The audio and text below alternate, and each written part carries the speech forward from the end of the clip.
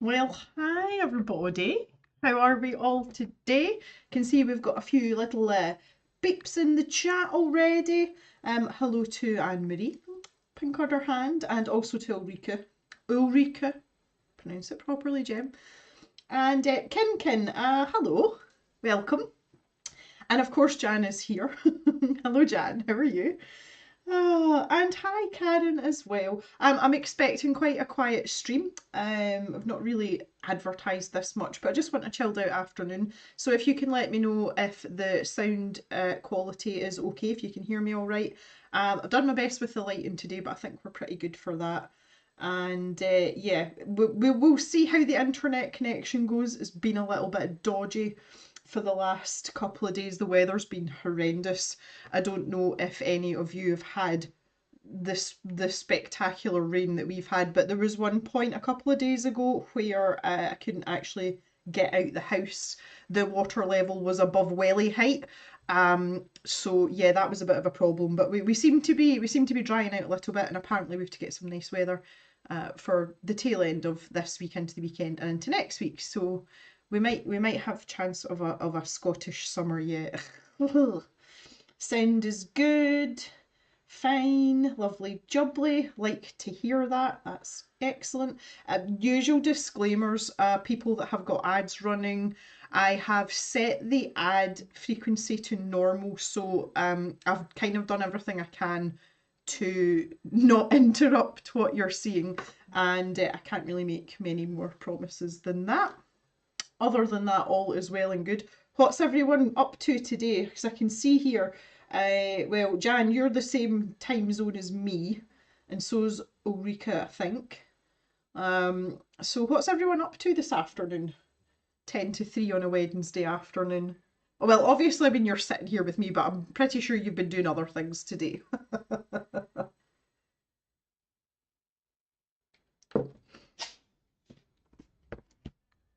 Let's get all those bits and bobs out. See, we're a wee bit early today. I'm well prepared today, which is a nice change. It's a lovely change.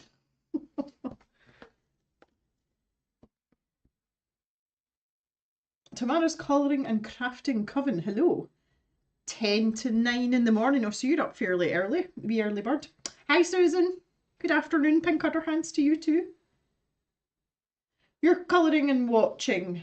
What are you colouring? I'd love to know what you're colouring. I'm always very curious as to what people are colouring. Ulrika spent the morning vacuuming. You've had carpet moths. Oh my, that's like, see beasties in the house. Oh my word, I just can't with that. Like really, really can't. We get a lot of everything because we're surrounded by crops. So I feel you on that one. It's not great. Sandy, are you in your sick bed? Oh man, I hope you're on the mend. Sometimes being in bed and doodling's kind of a good thing though, especially if you're not feeling all that great. I've had quite the day yesterday into today, and I'm kind of hoping you guys are going to cheer me up and we're going to have our normal level of silliness. I've been putting off a job that I've been meaning to do for probably about a week. I am having a bracelet made with my friend Glyn, who has recently departed. I'm having a bracelet made that's going to have his ashes hammered into it. It's going to kind of look like this one. This sort of like hammered silver. Obviously, in order to do that, you have to send the ashes to the jewellery people. And I don't know why, but the process of shoving those ashes like into a little envelope and sending them away, oh, that was an experience. But eventually I did it last night and I posted it out today. So everything's been great though, and all of a sudden things like that they just totally sideswipe you. But I'm glad I've done it because a nice bracelet's going to come out of it, which I will show you all. But it's a little thin one, and it's going to sit on this wrist next to my watch, so I'm going to wear it every day. So that means he's always with me, and I think Mr. Jones would approve of my choice, hopefully. Susan was about to tidy the kitchen, but me, don't say that I'm a bad influence. Thea totally wasn't asleep on the balcony.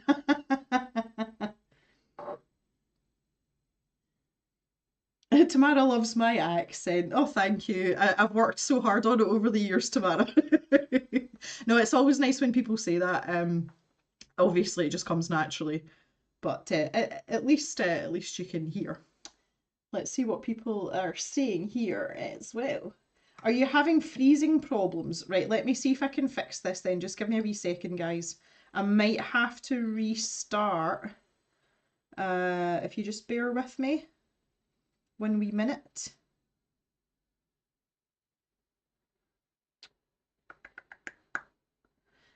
Usually this is to do with bitrate, so let me see if I can amend this slightly. See if we can't do something about it. There's always something, isn't there? Do, do, do, do, do, do. Oh yeah, we can change this. Bitrate. What's it saying? I suggested. Oh, it's saying this. Oh my. Okay, right. Well, we're way above where we should be apparently. I am not sure how much this affects things, but we're about to find out. So if I have to restart though, I'll let you guys know and you can just refresh your screen. It should bring you back in. I've kind of done this a couple of times now. 6, 8, oh, oh, oh, oh. Right, fingers crossed.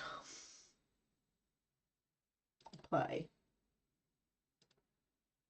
Okay, right, let's see how that goes. I don't know if it's going to do anything immediately, but we can test it out and see how it goes.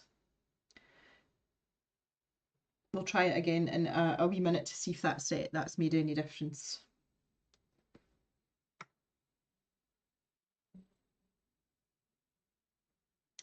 You love colouring and tattoo colouring books. That's cool. I like that a lot. I've seen some really, really nice designs, in colouring books, and it makes you think, is it does the tattoo book thing make you want a tattoo? Have you got tattoos? Hi Nikki. Nice to see you. Pink order hands to you too. Hi Mona. Good morning to you too. Been ages since you've caught a live. Well, I've not been doing many to be fair. So we did one a couple of weeks ago, but yeah. Hi Jem and chat from the Lothians in Scotland. To be honest, if someone made jewellery for my ashes, they get one chunky bracelet. Oh, that's hilarious. You're in the Lothians. I am also in the Lothians. I am just east of Edinburgh, so you and I don't think we'll be very far apart. Hi Terry, nice to see you too. Here's one of our further travelled cavers. Sandy's saying it's totally frozen now. Hi Christine. Sandy, try refreshing your screen and see if that helps. You're Midlothian, oh, so you're over a bit, right? Okay. I'm still finding my way around here. I've not been here not quite a year yet, so we're just kind of like branching out. Anne Marie and Angus is where it's at. Being bored is what you're into. I used to live in Angus. I loved it up there. Apart from in the winter, it was awful. But it's. I think it's definitely the prettiest part of Scotland for sure, for sure.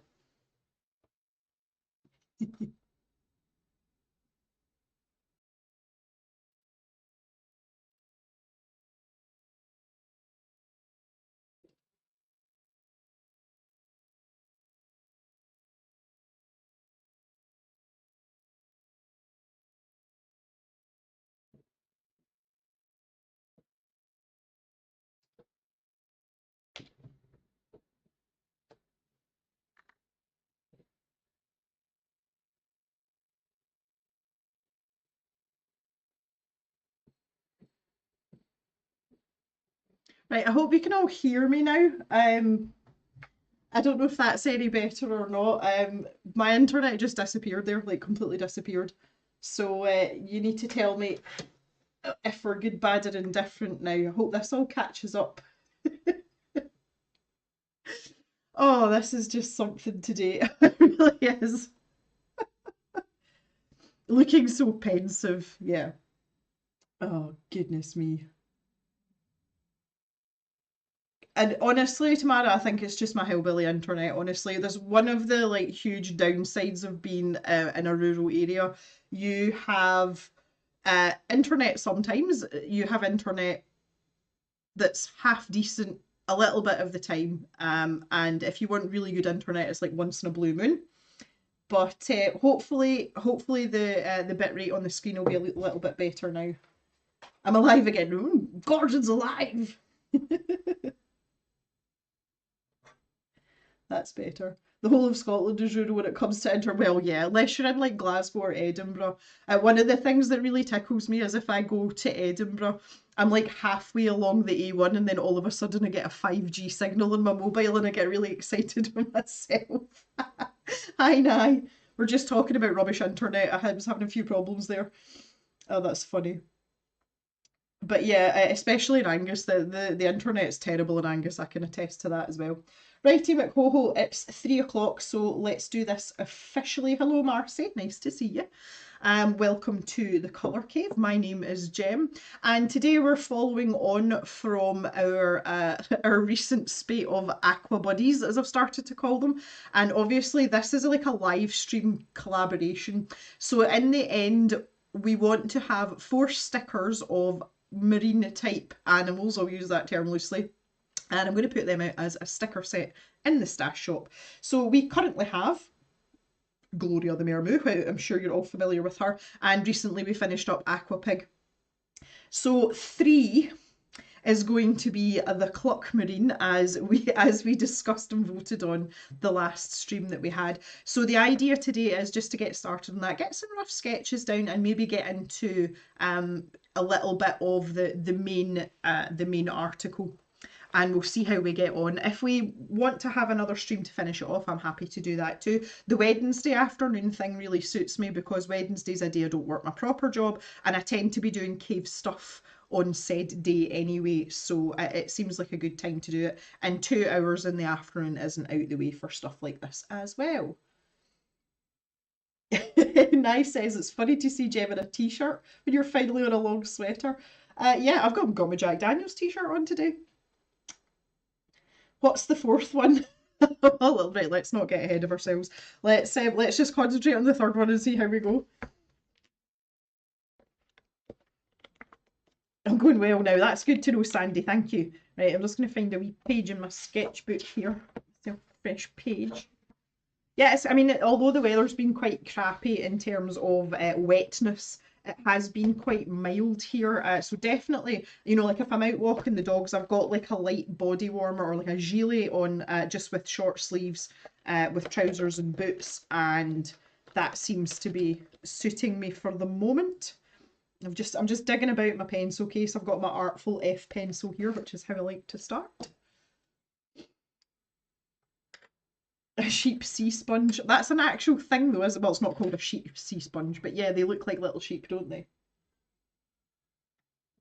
Thea's just noticed the easel in the background. Okay, what you mean this easel? I'm actually going to talk a little bit about that. I've got a video scheduled for Sunday, and I talk a wee bit about that in the video, so I shall leave that to your imagination just now. But yes, that is indeed an easel, and I've been digging about with the old colour cubes again. So there's one of those up there too. So I'm glad that's piqued your curiosity. Jan says, yeah, but you're hard. The rest was some coats. Yeah, that's one of the main things that I noticed when I moved down to the south of England for a little while. I stayed down in Cambridgeshire for a bit, and we moved in November, and the temperature was about 10 degrees C, and I was like walking about with no coat or anything on, and everybody kept asking me, "Are you not cold?" And I'm like, Scottish. This is like summer. Really funny because I got that question all the time when I first moved down, and I found it hilarious because it got into December and it was still hovering around the same temperature, and everyone was walking about with like big coats and woolly hats on, and I'm like, what are you all gonna do when it gets down to like -3? And everyone's like, it doesn't go to -3. I was like, right, okay. So I never really acclimatized though, because in the summer, that was one of the first summers the temperature hit like 38 degrees and I was dying. Like it's all very well, you're triple hard when it comes to, you know, the like the cold spell, but when it goes the other way, we're just useless. Righty ho. Let's get down to top down view. There we go. I need to fix my camera a wee bit here though. Oh, there we are. Right. So here's my thoughts on the Cluckmarine situation. I've got an idea in my head of what this should look like. So I don't know how we feel about this, but I was thinking like automatically for me a submarine is yellow, and that's just the way life is. I don't know if anybody will have any objections to that, but I'd like to draw out what I had in my head, and then I thought maybe you guys could chime in and we can fix it and tweak it and decide on like the other colours and things. If the heat. You moved to Scotland to escape the Estonian summers. Do you know I went to Estonia? I drank lots of beer in Estonia because it was cheap, and it was very, very warm. But I was in like shorts and t-shirts, so that was okay. Ulrika's in t-shirt and shorts. Hello, Claire. Welcome, welcome, welcome. Oh, Thea saw the colour cube card as well. You've got a little beady eye, madam. Goodness me. Oh, Jan's driving home. Okay, Jan, we'll see you when you get back. Right, so let's make a wee start, then I'll get squared up here a little bit. Oh, how's that?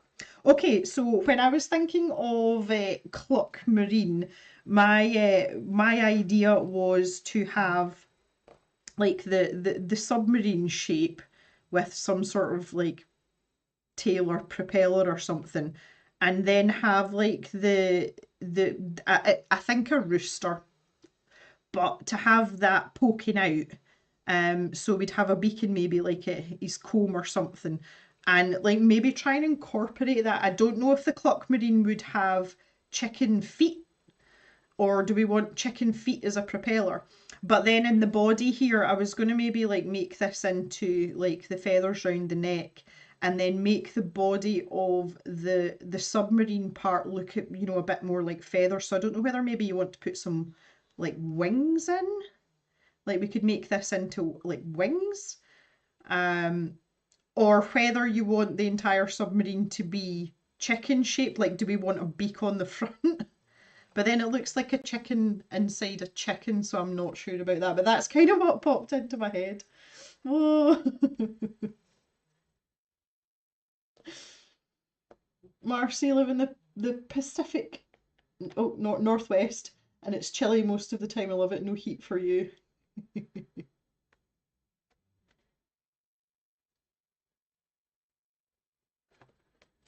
Okay, so right.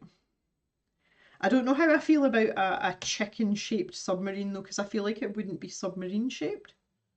Does that make sense? What if the submarine was see through, stuffed with chicken? Well, like stuffed with chickens, or like live chickens, roast chickens.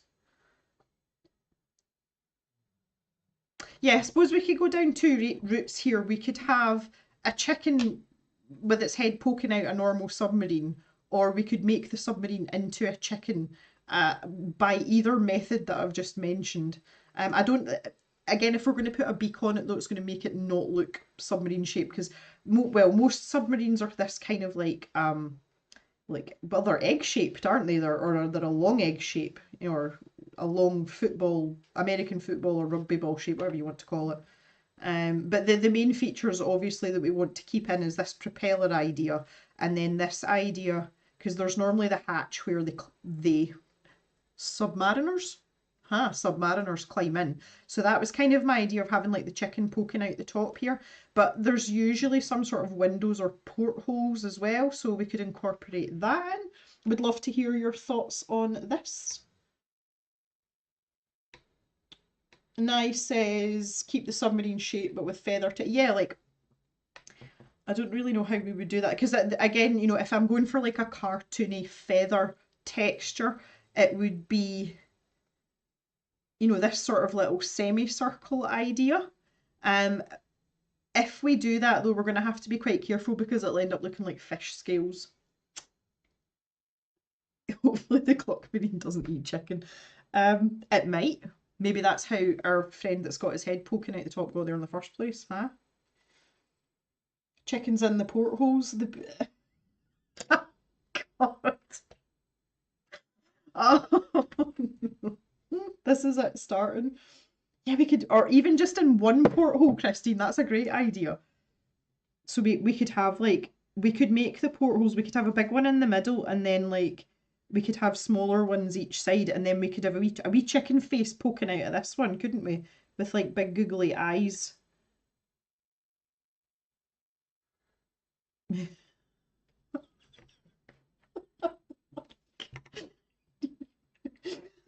Just like that. Would that be a thing? Yeah, look.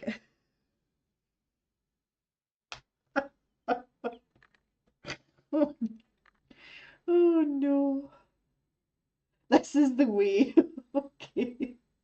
The submarine must be yellow. Yeah, Claire, you kind of missed that at the start that I said that if I think of a submarine, especially in a silly context like this, obviously it's got to be yellow. I think that's a foregone conclusion. Captain Clock, you better be careful how you say that, Christine.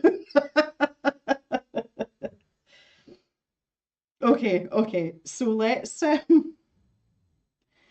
So do we want to keep the chicken in the porthole then? I think that's going to be a thing, isn't it? Right, so let's try and kind of put some of these ideas together a bit then.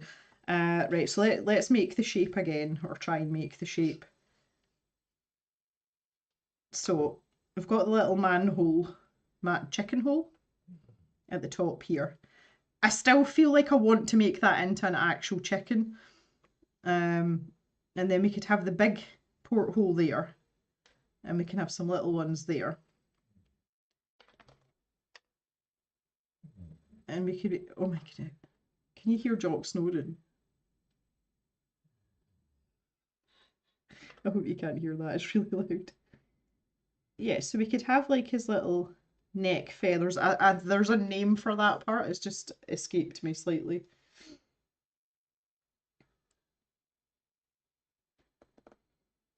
Right, see now we're talking. Thea's coming with the ideas. Would the chicken that looks out of the top of the submarine have like a fishbowl on its head so it can breathe like an old-fashioned dive suit? Oh no, Claire, it's fine. They're absolutely fine. People come and go all the time. I don't expect people to read through all the chat. It's funny you said that though, because that is like my automatic reaction. Right, okay. So, right, we would have let's get Mr. Rooster on the go here. I need to think about proportions. I'm going to draw him quite big in relation to the submarine just now, just so that I can get an idea of what we're going to look like.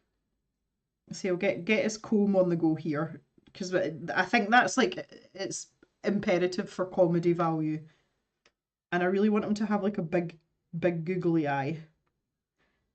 So if he's there, but he's got like a massive.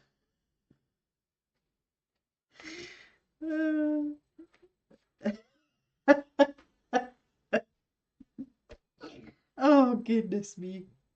Right, so based on that, if that's what we're going to do, we need to make our submarine substantially larger. So let's like that size, is that it's still pretty disproportionate. Let me get my little needed eraser out here. Oh, see, it's so much fun on a Wednesday afternoon. I'm kind of at this stage now, you know, if you know, if what I do for a living comes up in conversation, obviously I say that I do a bit of art on the side. And people always say, what kind of art do you draw? And at that moment I'm just like, well, we've got there's a new guy working with us. He's a new sales manager, a proper job, really nice guy, and you know, kind of like just getting to know him because we work quite closely together, and I had this conversation, so I was telling him about the live streams and the constant conversation about nipple placement and things like that. And he was an absolute kinks, but he must have thought I was an absolute nutcase. Which, you know, I'm fine with that. I've been working with that company for a long time. I don't hide who I am. Right, so let's have this porthole here. I'm going to have to work on the finer details, I think, but I just wanted to get an idea for proportions. And I'll look at the propeller separately as well, because I think we could do something fun with that too. Does that look okay proportion wise? Because think about this, this is going to be a sticker, so we don't want it to be high green hat. Yes. We don't want it to be like absolutely huge, but I want this to be big enough that we can put detail in and it won't get lost when it goes to like the print side. And obviously we'll have our wee dude in here with these.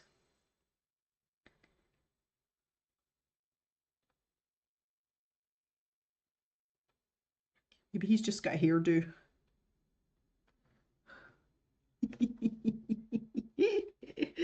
Oh, so much funsies. So much funsies. Yeah, that looks kind of cute, doesn't it?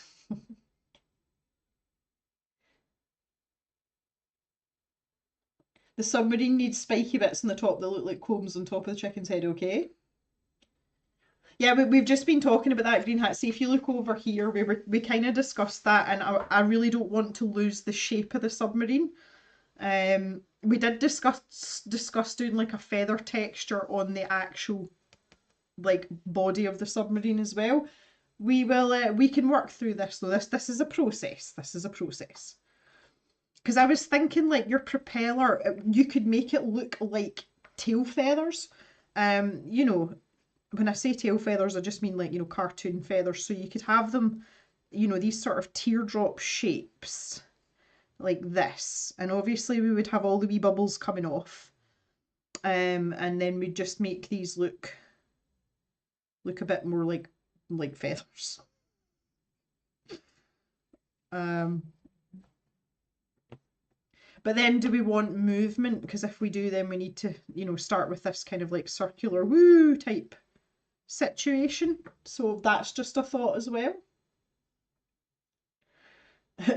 Darn the day job. Yeah, no, you didn't miss too much, to be fair, Green Hat. This is, see, it's very much going to be a gradual process because we haven't really, I mean, look at the stages that Aquapig went through. Good grief. You know, we did a lot of, we did a lot of soul searching when we started that one. So, you know, but this is part of the fun. Like this is all part of the process, and a lot of this gets missed out when you do, you know, when you actually do videos for YouTube. Most of us will cut a lot of this stage out because you want to keep it moving and keep it, you know, quite exciting and interesting. So for people that aren't, you know, that aren't aware of everything from start to finish, I think this is really important. Right, okay, so that's a thing. Am I going to write Cluckmarine on the submarine like a boat name? That's a good question as well. I honestly haven't thought that far ahead. Right, okay. So what do we think about the propeller? Do we do we stick with like a traditional propeller? Or do you want like the propeller moving? Because if it's going to be a moving propeller, then you're going to have something like this at the back. And it's just going to be like, woo! You know, we would make that sort of, that idea of movement. And as I say, you'd have all your wee bubbles coming off. Blah, blah, blah, blah, blah, blah, blah, blah, blah, something like that. I kind of like the idea of the feathers though, I'm not going to lie.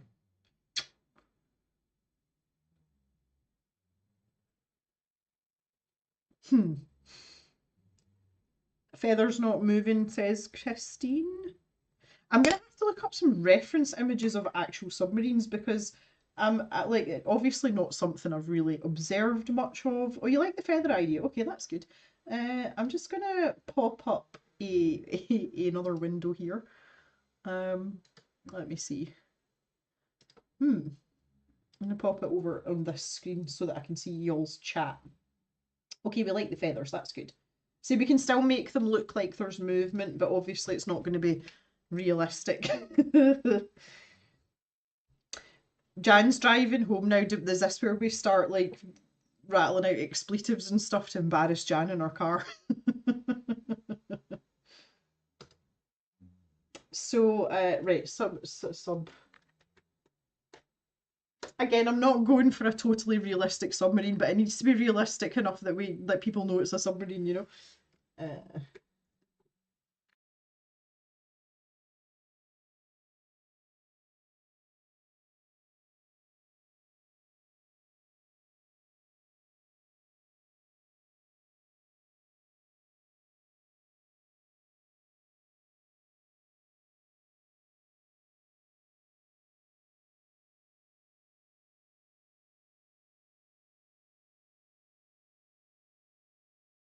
Let's try that.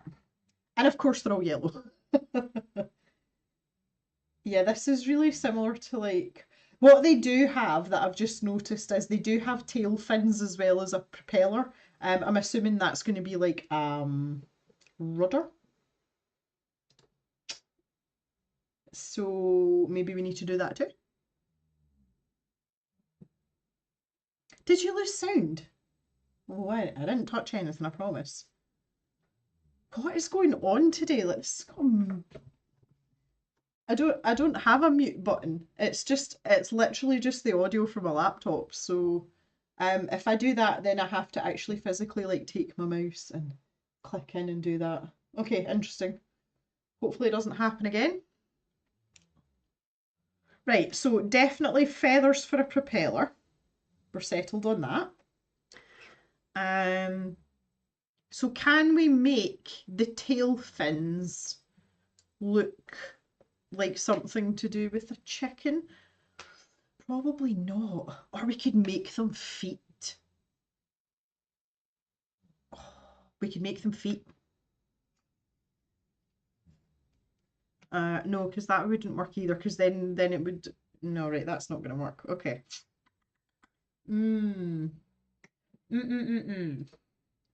That, do you know, this is requiring a lot more thought than I thought it would be. Some of them have like a windscreen as well, like a viewing something at the front. We could do that and put another chicken in there. I mean, why not?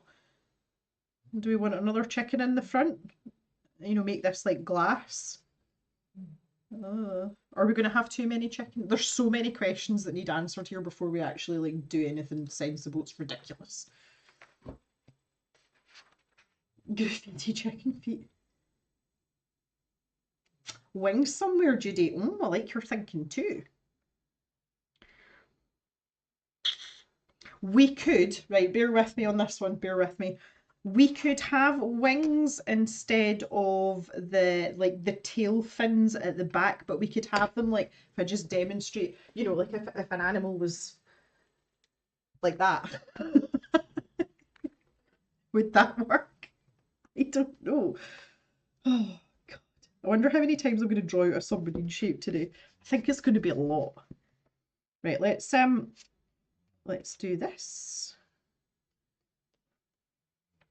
My hand's really stiff today as well, which is weird.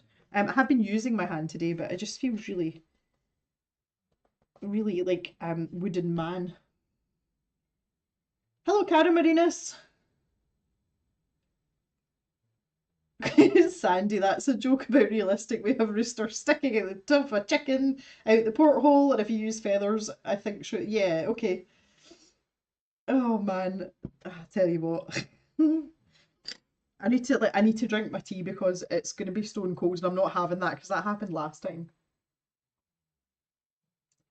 Okay, so let's okay, so we're going to have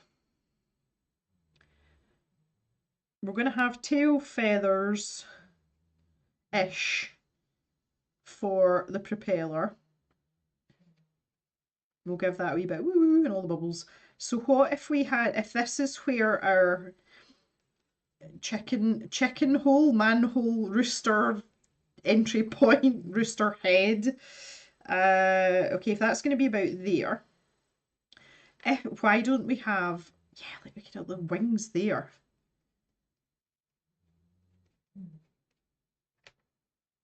That clearly needs refined. We can't put one in the bottom though. because that's going to look weird. Hmm.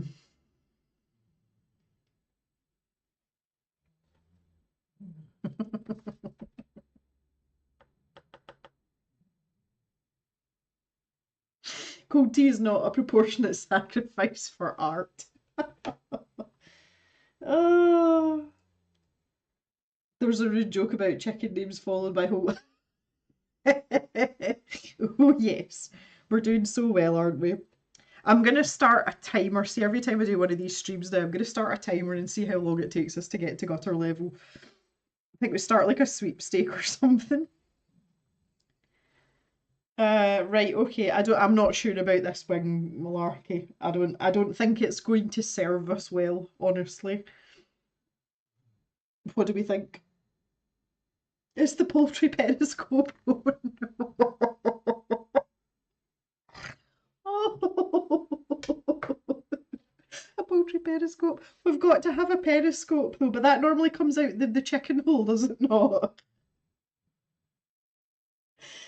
Oh Lordy. Right, hang on a minute here. I need to look at some reference images because this is, yeah, like the periscope tends to come out the bit where you, well, in these pictures, in these cartoon pictures that I'm looking at, the periscope tends to come out that top part where we've got our rooster poking out. Is that a problem? Everything's a problem. Like, why is this not straightforward? Good Lord. Ah. Right, okay. I really want a periscope now. Damn you! Or we could have, right, bear with me here then. If we could make a slightly more complicated Cluckmarine here, but we could include a periscope, and where it comes up and round, move this over so you can see, where we've got the actual viewing lens, we could just have two massive chicken eyeballs and a beak poking out.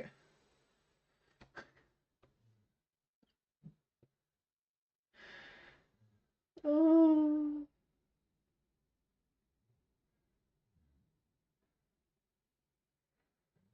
Maybe a tiny chicken foot sticking out of one of the windows as if one got stuck. Well, then it wouldn't be watertight.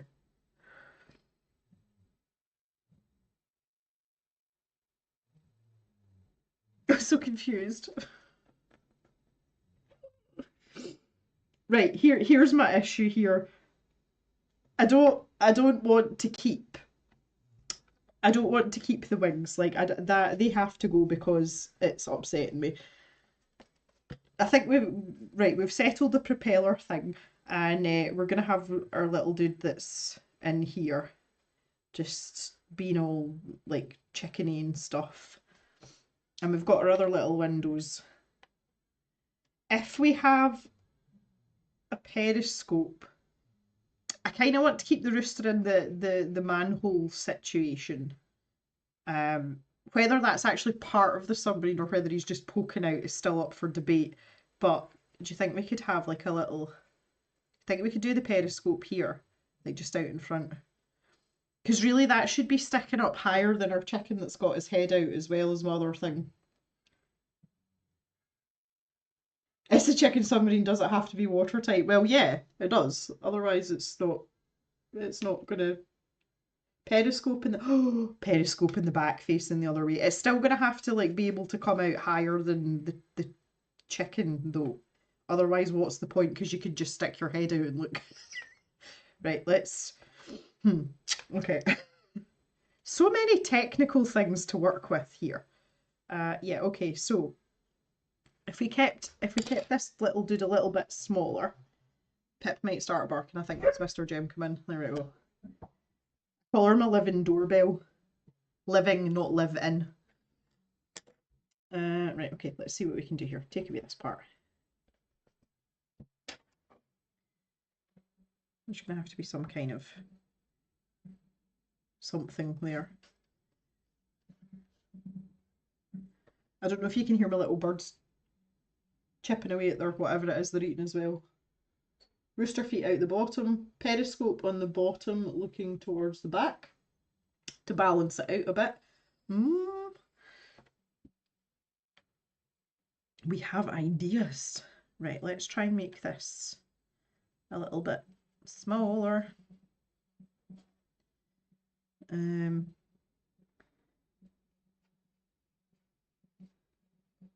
if we made that about that size, then we could have his little chickeny dude. Need room for his comb though. That's very important, you know. Very important. What about that? Does that look a bit more sensible? Come on, Jim. You know what I mean. Does it look a bit more... I kind of like that so far. So far. Hi, Mr. Jim, question mark. No, I don't think he's going to put an appearance. I've got the... I don't know if you can see it, like behind me here. I've got the door open, like just a crack, and it's so that Pip can get in and out without me shutting her out, kind of thing. And she's lying in the hallway facing down towards the rest of the house because I'm like at one end of the house. So she's basically guarding the cave, and this is what she does. But I don't think we'll see a Mr. Jem appearance. Oh, hi Mary, when did you sneak in? That looks good, says Ulrika. Okay, right, so we're on to something then. I think that's a fairly good start now that we've answered all the burning questions. Do we want a sort of front window? Oh, can you actually see Pip from there? Oh, that's funny. And you can hear the birds. Yeah. They are getting outrageous, the birds.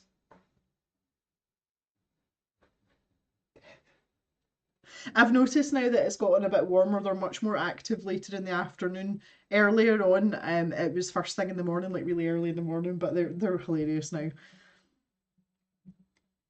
No window. I think it makes it a bit too busy. Yeah, because we've got our little porthole chicken as well. That okay, I would.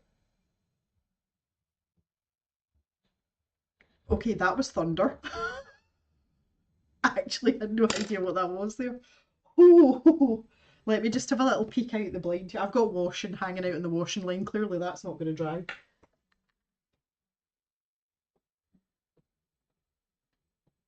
Hey, little birdie. Yeah, it's horrible outside now. Okay. Oh. Okay, so Thea's saying a seam metal plated. Yeah, I was kind of thinking like putting some rivets in, a bit like when we did Mecha Moggy and Friends. You know, we had all the metal plates and the rivets, so I was kind of thinking the same thing. In fact, Mecha Doggy's at the front. Yeah. So if I show you that, you know, I was kind of thinking some sort of metallicness.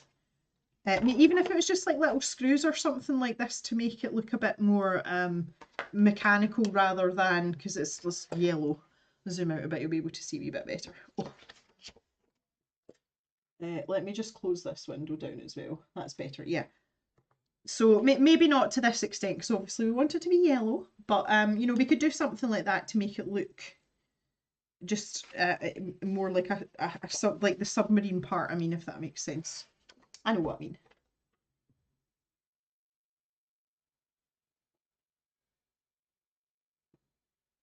The colours will make it, yeah.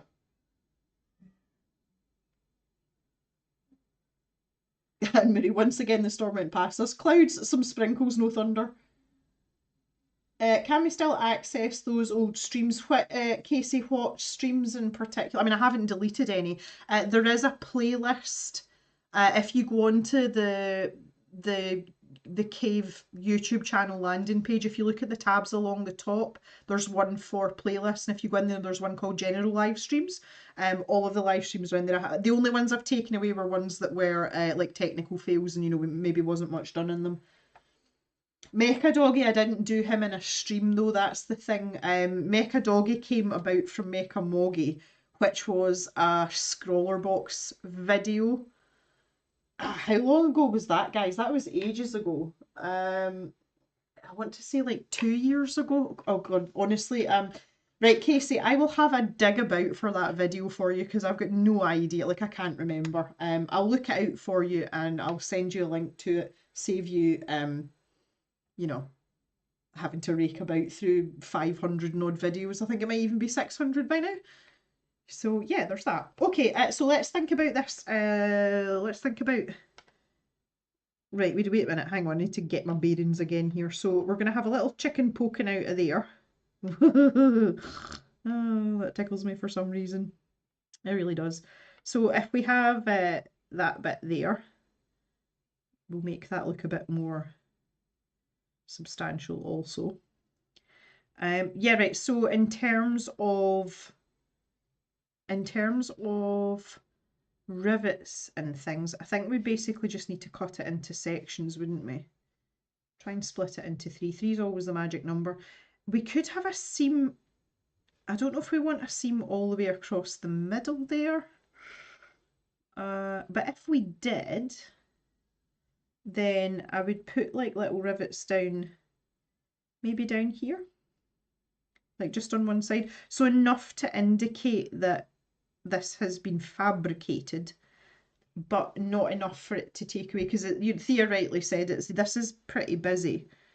That would give me a nice balance in working out, you know, like some symmetry between the portholes and things as well, though that might work. But it's coming together, we're getting there. Claire, is this a steampunk chicken? Do you know, I had kind of thought of that as well. I think that's a drawing for another day, maybe. I'm having, oh, Green Hat's having a look for you, Casey. Oh, and they found it. You guys are so efficient. The dog, not the original for the challenge. Oh no, the dog. I don't even think I filmed the dog. Did I film the dog? I don't think I filmed the dog. Because the original one was Mecha Moggy, that's right. Mecha Moggy was the one that I did for the Scroller Challenge. Because that one was featured in the Scroller zine.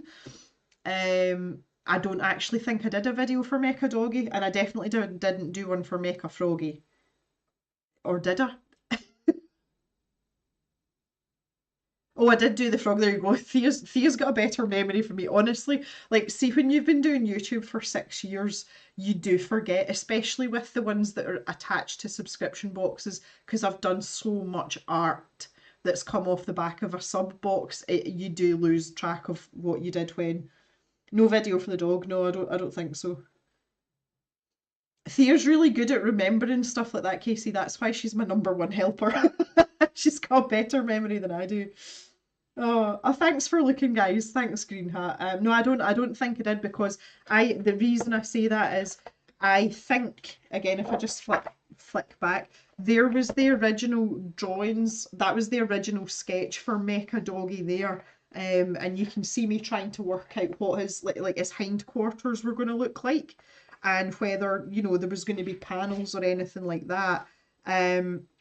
So, and that was because I wanted to put him on here on the front. That's like my you know, like my title page. So, and that's the actual image I ended up making into a sticker. So I don't think I did do any filming on that at all. So, oh my god, see, this is an adventure. Weirdly, I've got some chicken drawings as well. Anyway, right, where were we? Come on, Jim. Focus, concentrate, back to what we were doing. You show the dog in the frog video. The dog in the frog. Do you know what? It's weird. The Mecha Oggies, the pack of stickers with the three of them in it, that is my best selling item in the cave. Period. From the stash shop. Biggest selling item, closely followed by the sea white paintbrushes, unsurprisingly. So there you go. And that's something that just came from literally a scroller box prompt, so that was interesting. The steamy pile. Well, yeah, the cat's stretching, and obviously has like farted out some nuts and bolts. The dog has a poop pile of nuts and bolts, and the frog is eating nuts and bolts. So go figure.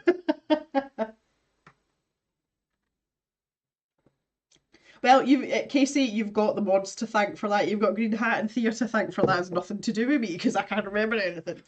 Okay, right. So how do we feel about this then now? Has anybody got any more suggestions or anything else that you want to add apart from finer details? If so, speak up now. And if not, I will shift over to this page and we maybe start, you know, sketching out what's actually going to be our drawing. It's only taken us like 40 minutes to get here, but there was lots of questions to answer. That was very important, you know. Very, very important, you know. I think I'm relatively happy with the shape and the proportions as well. As I said, my main concern, as I said, is when I'm thinking about something in sticker form, if you're going to have a uniform size for your stickers, now obviously it's Gloria the Mermaid that's going to be the benchmark because she is already a physical sticker, and the other ones have to be around the same size, otherwise they don't fit in the packets, etc. So thinking about scale, you're limited on the level of detail, not in the fact that you can't put it in because obviously physically you can. It's how much of it's going to get lost in translation when you actually print it out as a sticker, because the obviously the smaller those particular things are, the easier they get lost.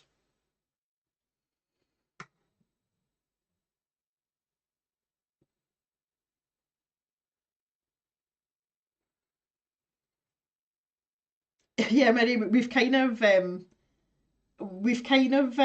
through this already. I had some wings in a sort of backward flight position, and it didn't yeah, it didn't tickle me. I mean, is it intended that they're all facing and moving the same way? Do you know, actually, I'd thought about that the other day. It randomly popped into my head when I was walking the dogs. I prefer to draw in this direction, and I think it's just because I'm left-handed. But with this, because Aquapig is facing that way, I think I would actually flip this in Photoshop and print it out facing the other way, just so that if people wanted to make like a silly scene with them, because that's something that I would never do, honest, then they would have the option to do so. Mary was saying on the side where the peephole is rather than on the top.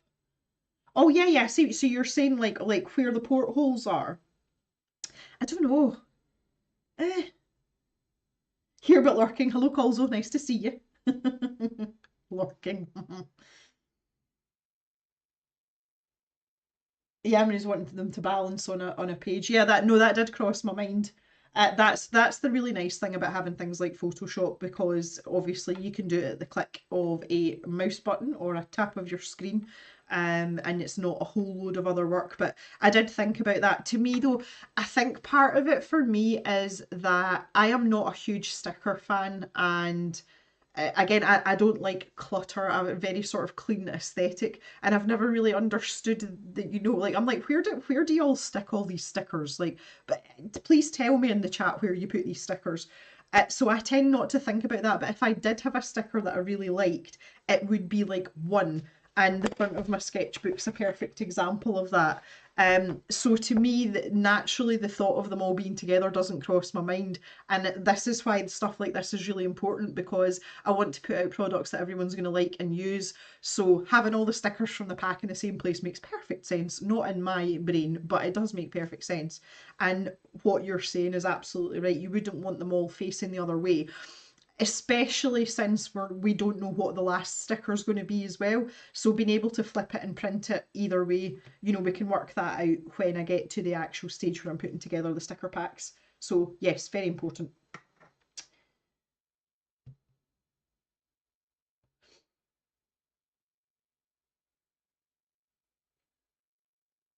Balancing them on a page, yep, okay.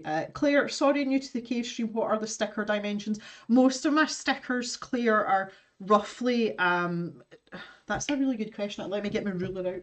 Let me get my ruler out. I would say most of my stickers are 10 centimetres or less. Just because of the cellophane packets that we put them in. They seem to be a good size at that though, because they're small enough, but they're big enough that they're not just a tiny little eat, if that makes sense.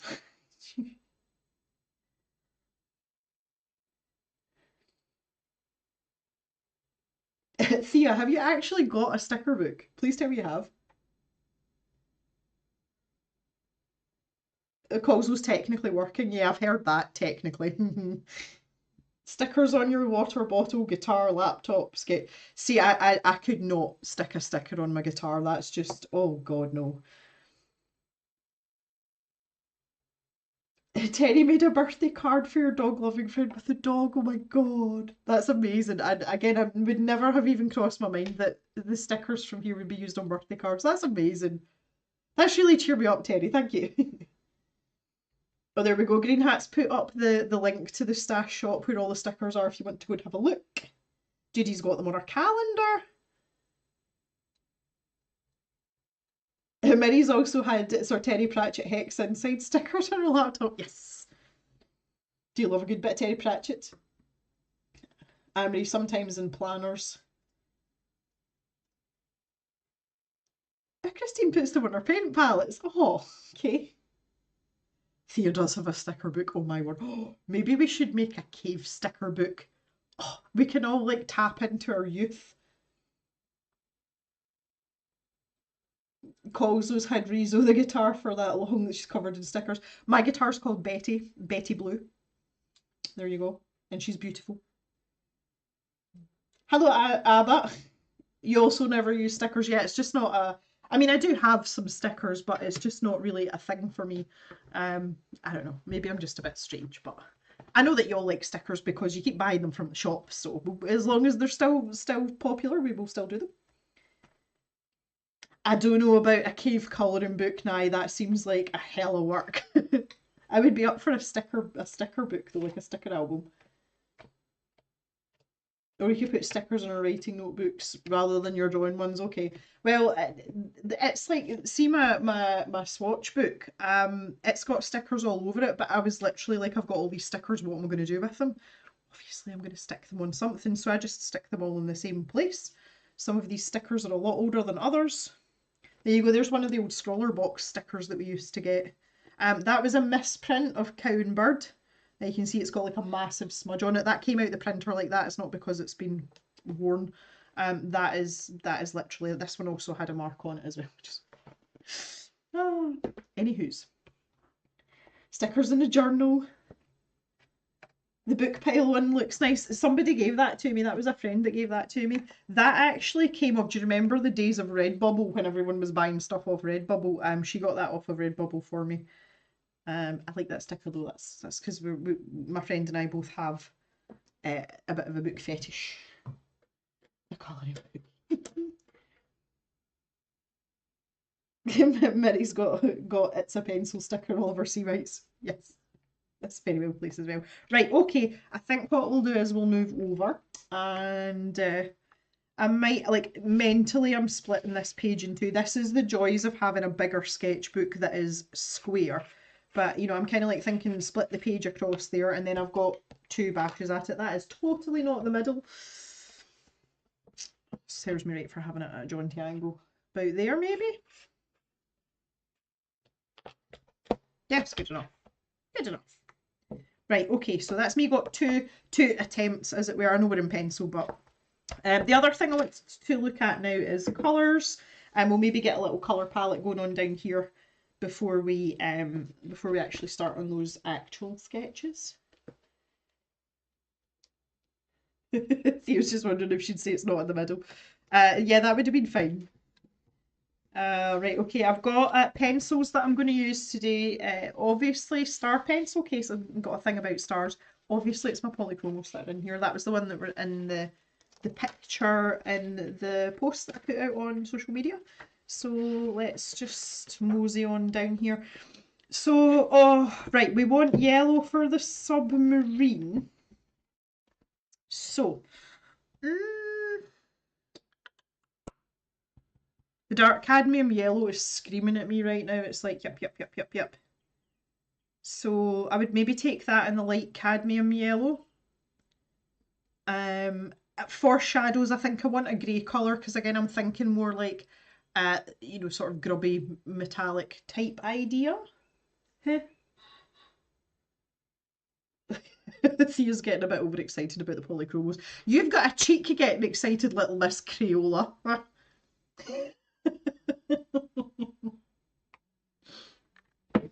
Right, so let's grab the cadmiums then.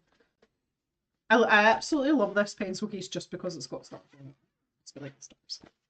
Let's see. Oh, so that'll be Birds are so noisy.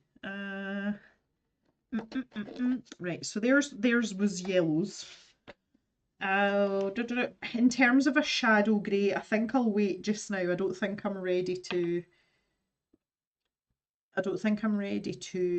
pick that out just yet because it depends on what other colours we're going to use. So we'd have that. I would imagine for our chickens,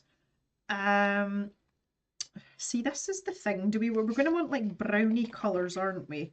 So like maybe I was going to say burnt ochre, but maybe terracotta would be better. Just to, you know, because that'll keep us in you know, in the colour scheme, so to speak.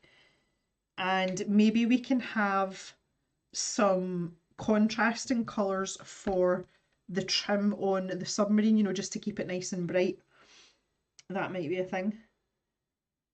Because I was thinking, well, the opposite colour on the colour wheel of yellow is purple. So maybe we could have purple accents, but I was actually thinking more like a dark blue. So we could have like a bluish purple, that might work. You know, maybe, and we could have that maybe around the portholes and the periscope, or the poultry periscope. We could do that. And maybe around the rivets or something like that. And then we could use a really dark blue, so I could use like the dark indigo here for the shadow colour. That would all tie in quite nicely. It's getting exciting. Right, let's look at this sort of, because the Indanthrene blue, it's kind of heading into purple, but it's not, I wouldn't call it a violet blue. But the thing with the polychromos is when you come over into like Delft blue, as far as I'm concerned, that's no more blue than flying in the air. But when you compare it to the purple violet, which is obviously a more pinky purple, it does look really blue. So maybe Delft blue. Let's get out Delft blue, dark indigo and Indanthrene, and we can see what that's going to look like together. Ow! Oh no. Right. Come on, Jim. Get yourself together. Right, Indanthrene, there's the dark indigo, and there is the Delft blue. And I'm gonna grab that terracotta. I think that may be a good place to start for that. The terracotta, there we go. Right, jamming. Put that out of the way again. Helio blue, reddish. Ooh. Hi Jan. Jan has made it home safely, everyone. The helio blue reddish, for those of you who are not familiar with this set of pencils, the helio blue reddish is this one. So yeah, well, maybe. Are you thinking more for vibrancy, Thea?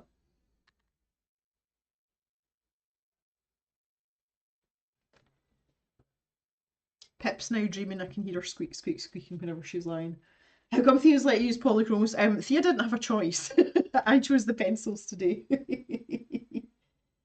Christine thinks it's too bright. I was thinking more for like highlights. And maybe the bubbles that are coming out the back. I don't think the helio blue reddish is a bad shout for that, honestly. Anyway, we'll have a wee scribble out with them. Let's pop this out the way just now. So we can add to this. It doesn't need to be absolute. But look at that. That's a nice set of pens. Look at that for a palette. We're good at this game, guys.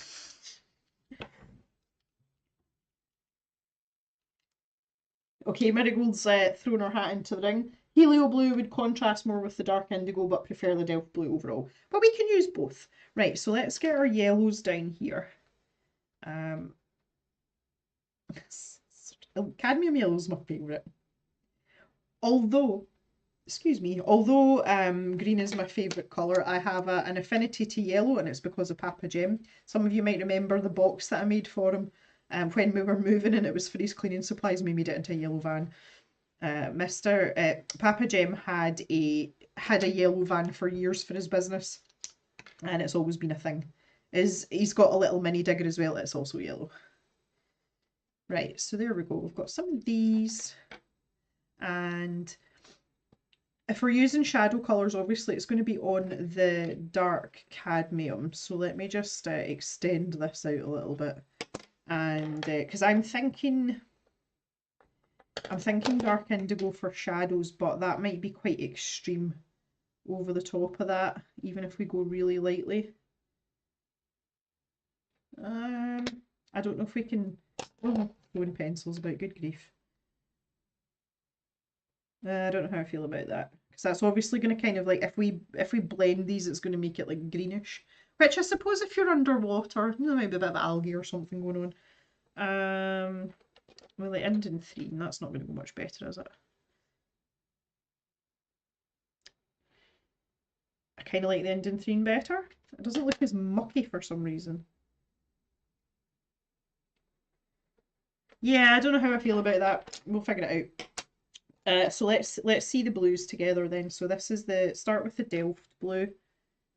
See, that looks really purplish there. And then this is the Helio blue. See, that looks really blue. And then obviously the indenthrine, which is much darker, much darker. I actually think the Helio blue is a good shout, and that's the indigo. There's someone at the door. Guys, I'm going to take a quick break and go and answer the door. Please excuse me for a moment, and I shall return.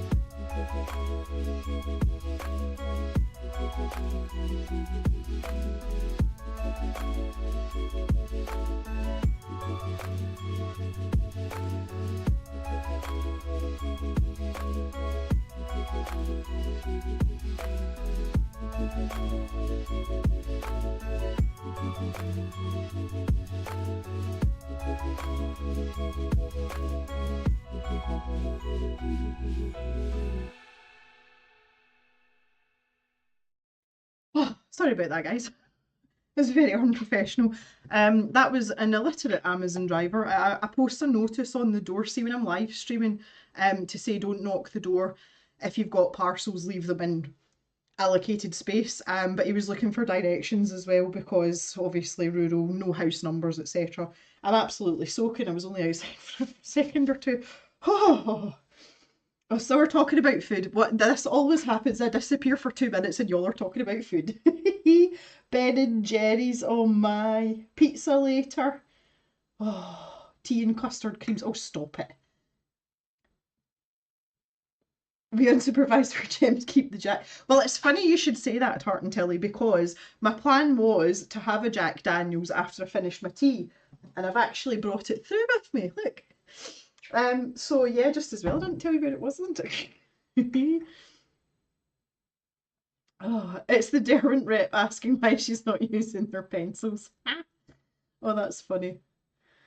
Oh, I'm trying to sort of catch up backwards here a wee bit. Helio blue, the lightest colour. Yep. Helio blue, contrast more dark. Yep, okay, we got that. Yeah, I was thinking maybe like a warm grey for shadow colours. Right, so Nye was the instigator. I found the comment. Yes, I see it. Is it now food talk time? What's everyone got for dinner? Do you know, I've not even got that far. I literally, like, I had my lunch about half an hour before I started setting up. And Mr. Jem's, I don't even know what he's doing today, so I haven't got that far today. Right, let's finish my cold tea then and crack open the Jack, shall we? Uh, right, okay. Oh God, I'm soaking. Like, even my watch is it just. Oh my, look. Soaking. Interrupted as well. Totally like knocks me off kilter. Right, okay, yeah, so we were talking about the blues. So I think Thea was right. That's a good shout, Thea. I think we're helio blue for the lightest areas, and I think we'll go to the Indanthrene just to darken it down for a little bit of contour. We might not need it though, but we'll see. And we'll stick with our yellows just now. Okay, right. Happy with that. When it comes to the chicken, we'll start with the terracotta as like a base colour, and we'll maybe add in, again, if we're going to use a warm grey, we could do that. That would be okay. So I'm actually going to have to wipe my arms off. This is ridiculous. It wouldn't be a cave stream. No, you're absolutely right now. It would not be a cave stream without chatting about food. I'm actually I've kind of gotten back into the groove of eating properly. We're nearly finished calving. We've got 7 cows left to calve. So we're kind of getting back into like more of a normal routine for ourselves, which includes me actually cooking proper meals instead of like shoving stuff in the oven like pizzas. So I'm making a bit more of a conscious effort to eat a little bit better because I would really like to get some weight off. I've gotten really, really fat and I'm just at the point where I'm not really comfortable in my own body anymore. So we might have something healthy for dinner. You never know. Yeah, still 7 left. I literally, I'm going out and having a chat with them every night, and I'm like, right, girls, listen. Everybody else is outside. You're the reason you're still stuck in here is because you need to spit a baby out. They don't seem to listen though. Let me just sort myself out. I kind of want to sharpen my pencil a bit.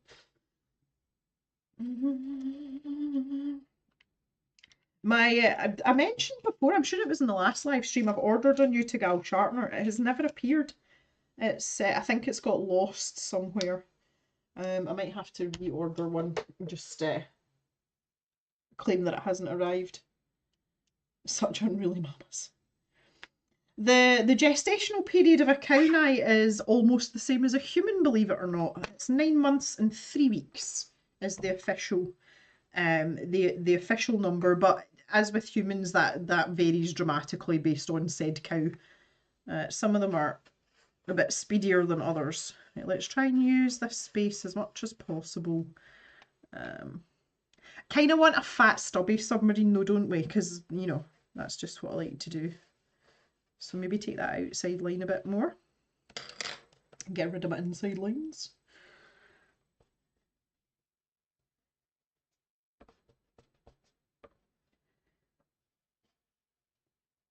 I think that's good. It's good. And I've not left enough room for my periscope. They'll really have my poultry periscope. That really tickled me, Ulrika. I don't know if you're still here.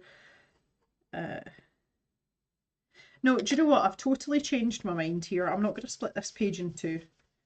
One of the things from doing Aquapig, we ended up squashing him in down kind of at the bottom here, just for scanning the image in. Obviously, I'm not going to redraw this to, you know, in terms of making it into a sticker. I'm going to lift it straight from here.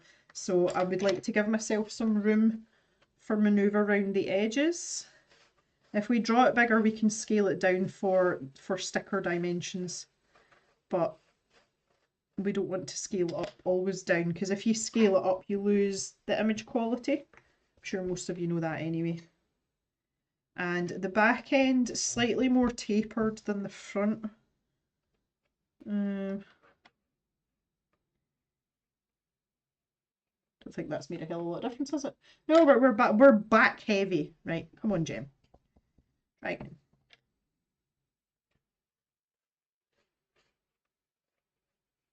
That's better. Okay.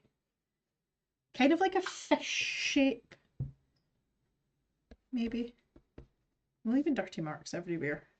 I'll say we'll tweak this as we go. That'll be fine. I was already wondering why you split, because I was thinking about having like maybe another 2 attempts just so we can get right, but I've decided against that. Right, so if we make our chicken chicken hole about there, and then we can put our poultry periscope on the back here, so that's going to come up. Yeah, see, that gives me plenty of room up at the top here for, because I could make that a fair bit bigger if I really wanted to.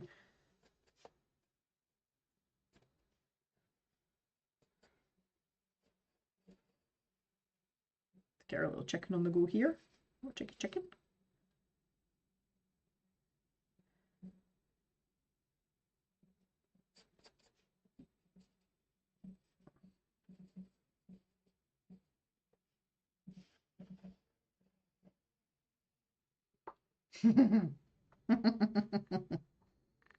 Now, here's the thing when we're talking about this fishbowl aspect.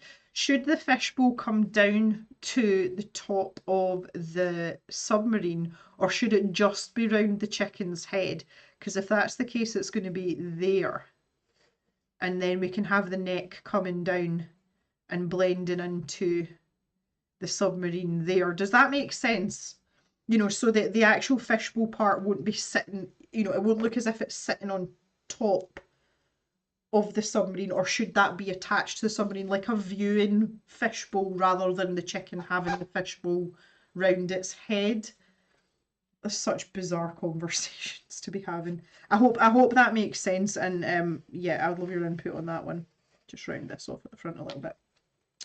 So if we split that there, try and give that a wee bit of a curvature. Yeah. Okay. I kind of want quite a big periscope, like at the end, I mean. Ooh. And then we're going to have these.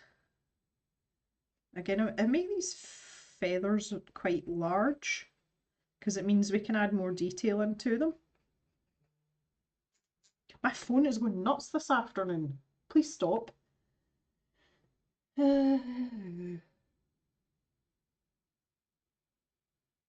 Just around the head? Okay. Also, should it make a screaming, oh my god, what's happening face? See, now Marigold's being sensible here. She's thinking about the technical aspects of this.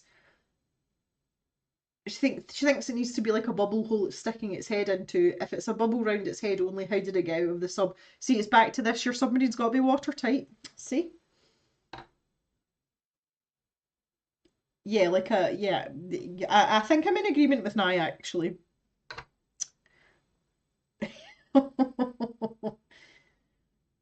Like a viewing bowl. But if that's the case, then do we really want the neck of the submarine looking like those neck feathers, or are we just going to like incorporate that as a part of the submarine? Because we could do the same where the periscope is, like we could do the same here and make that look like that too. That might be a thing.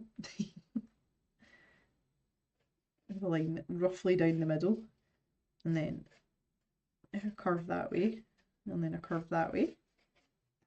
I kind of want this rounder on the bottom as well. This is why I enjoy working in pencil so much. Like I love just being able to chop and change things as I feel like it. I feel like none of these lines are like making me happy though. I'm just gonna end up with like this grid. Whoa. The bubble connects back to the submarine when the chicken doesn't need it. Oh my god, face, because of a crack in the bowl, that's even funnier. Oh, right, okay. Okay. So we'll have, right, maybe I need to find the middle here. This is all going to go horribly wrong if I don't. Let's see.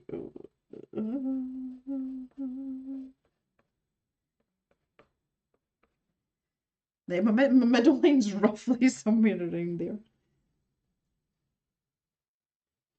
I do think it's really funny. See, when we're doing stuff like this, we swing wildly from wanting something to be technically correct to ridiculous things like where a chicken's neck connects to a submarine. And that's why I really enjoy stuff like this because it makes it really does make you think outside the bubble, pardon the expression. So we have a little porthole here. And then what did we do? Yeah, we had like two little ones, and then the big one's going to be there, and then a little one there, and a little one there. I like how this is taking shape, guys. I do. I like how it's taking shape. Right, I think we've got the main aspects in, sort of.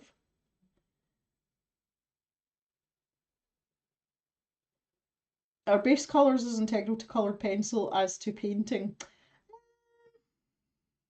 I would say yes, but that's just the way that I do things. I suppose it depends on how much layering versus blending you want to do. But I would say particularly for dogs, when you are, because fur is so it's not all one colour, it's made up of lots of different colours, a bit like human hair.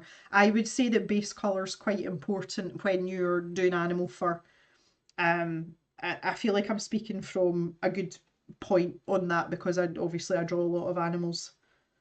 But the other thing as well is you can really change how fur looks by the pencils that you layer on top of it, if that makes sense. So again, it's something, honestly, as long as you've got something close to where you want the finished colour to be, you can augment it substantially by adding other colours in because you're going to be building up lots of light, strokes, especially with a spaniel. What colour's the spaniel, Casey?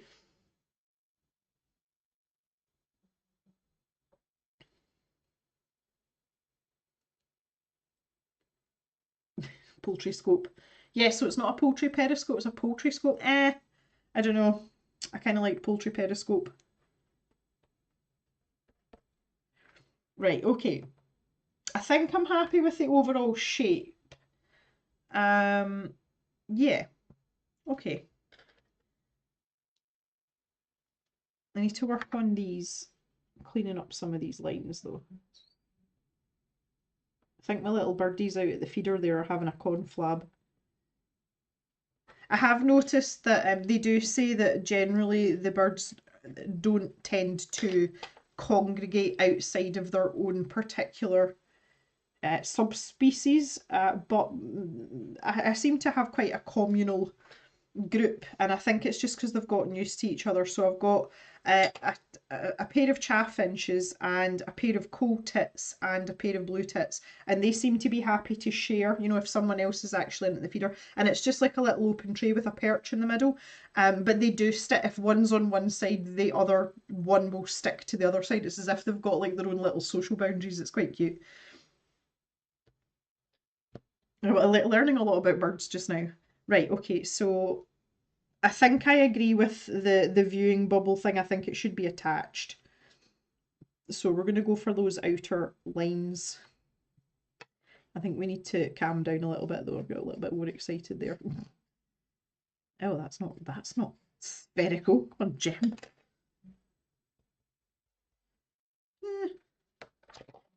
I'm just kind of like squinting at this. I feel a sneeze coming on as well. What an eventful day today. Excuse me. Sandy thinks the portholes should be larger to smaller to help with perspective.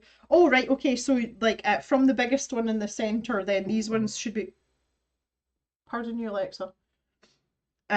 These ones should be bigger than the end ones. Am I on the same hymn sheet as you, Sandy? We already have the start of a rather peculiar children's book. Yes, we do. Yeah, I know. I think I agree with Sandy there. Yes, Sandy, please tell me if that's what you were going for as well, because I see your logic. I see your logic. Alexis, bless you too. She's a pain in my rear end, Jan. I'm sick of her. I really need to finish this tea.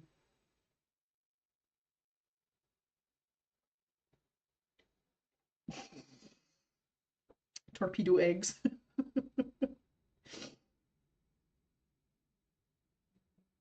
We're not firing eggs.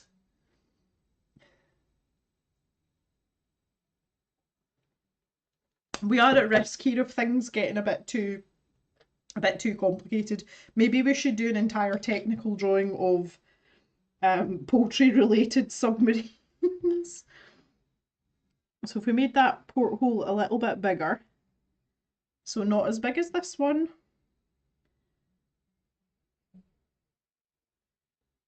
Try and get those the same size roughly. Does that look better? Not really.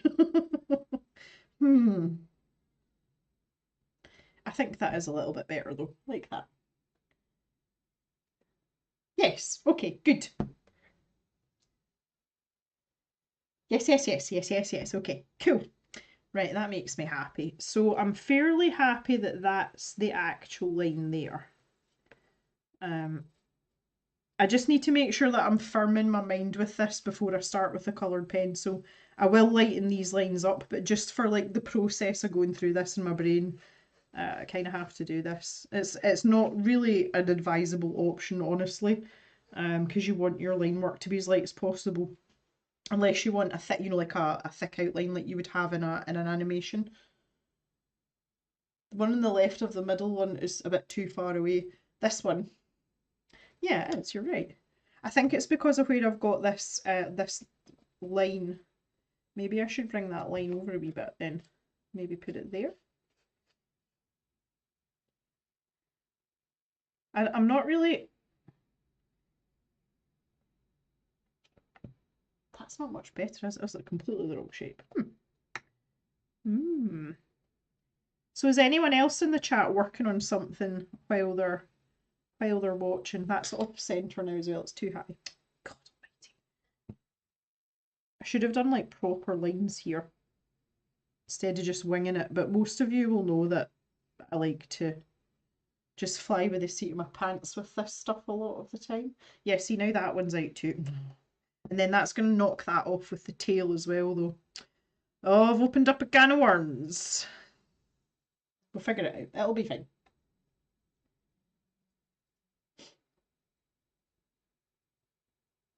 Hi, Elise. No, you've come in. We've got about half an hour, 40 minutes to go. See, I can't chat and do something else on the side. Ulrika's playing with her intense pencils. Yeah. Because you're in Boston, Elise. That's right. Yeah. No room for out else. See, I like to be doing like 5 things at once. That kind of like suits me better. I get really bored if I've only got one thing on the go. There are times where I try and be present and not have, like, see when I'm playing computer games, I try not to have anything else. I just like focus on what I'm doing. But that's not always the case. I'm not very good at that. Low boredom threshold.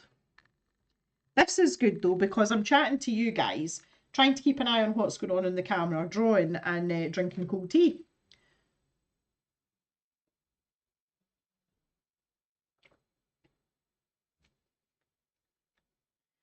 Ulrika had to run outside. Squirrels had knocked a bird feeder to the floor. Well, let me tell you about a story about bird feeder.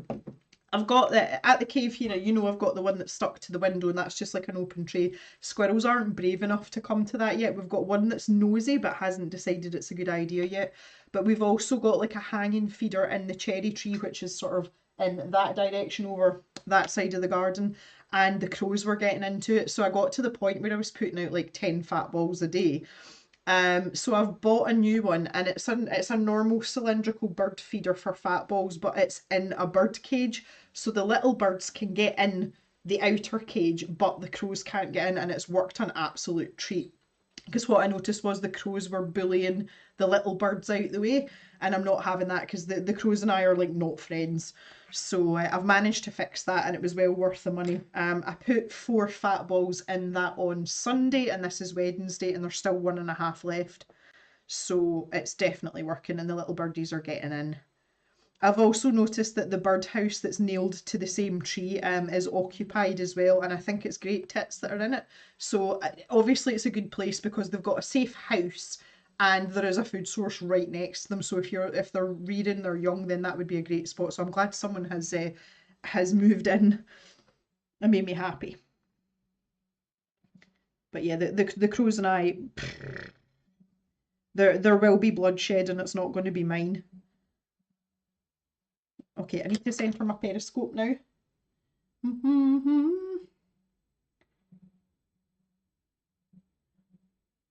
He always has to watch something on the side while gaming. Do you know, it depends on what I'm playing, honestly. If I'm playing something like Animal Crossing, then yes. I've started playing Fallout 4 again recently. I got it on the Steam Deck. So I've been playing that, and when I'm playing that, I like to have full concentration. But I do always have a notepad beside me when I'm playing. You know, if I come across a new location when I'm in the middle of something else, like I take a note of it, put a pin on the map, and then think, right, I'll go back there. Right, so Periscope. I'm also going to look up reference images for Periscope. Those birds.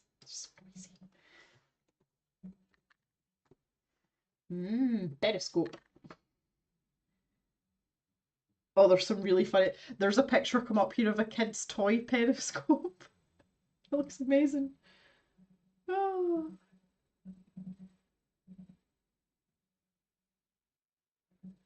Oh, Thea's got woodpeckers. Oh.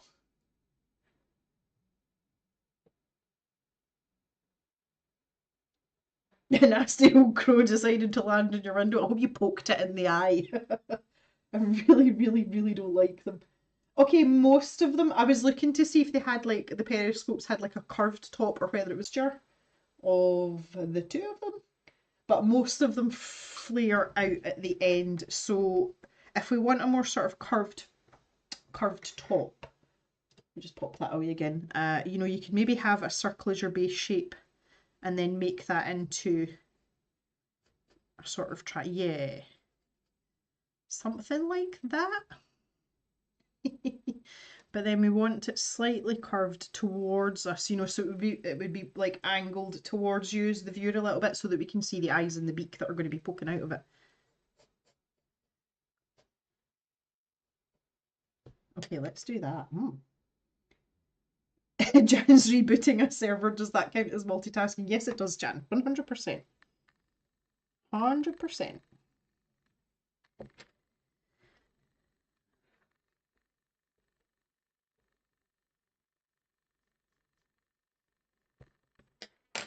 Now, right, here's a random question. Does my periscope look too fat? Does that need to be narrower? I kind of think the answer to that is yes, in a way. It seems to be quite chunky in relation to the rest of the submarine. Colzo's given up working for the day as Photoshop decided that I was not for opening files. Yeah, that sounds pretty accurate for Photoshop, for me as well. Photoshop and I are not friends, as most of you know. Thea gets FOMO when you're not watching the chat. Oh, that's really nice. You don't have to look out all the time, though. I mean, everyone's pretty well behaved, apart from when I leave, and then you'll start talking about food. Nothing wrong with being chunky. You're preaching to the converted Tilly. Some things look better chunky than others, though. Let's be fair. Right. Cold tea has been dispatched. Now here's the thing. I brought Jack Daniels and I brought Pepsi, but I didn't bring a glass. Didn't think this through. Will I just go in the tea mug? Why not? Let's do it. Oh. No one would ever encourage food chat. Nope, never. You like it as it is? Oh, Jan's getting all technical on us. I'm not being technical, Jan. I think we're really past that point at this stage. Chug it from the bottle. Oh no, that's see if I drink neat Jack Daniels, I can drink it with ice in it. You know, if the ice has kind of started to melt in it. That's how I have my Jack Daniels fire at Christmas. If I drink straight Jack Daniels though, it gives me like instant heartburn. It's like no. Oh, Sandy says slimmer. She wants a slimmer periscope. Wasn't on the bingo card either. Okay, good.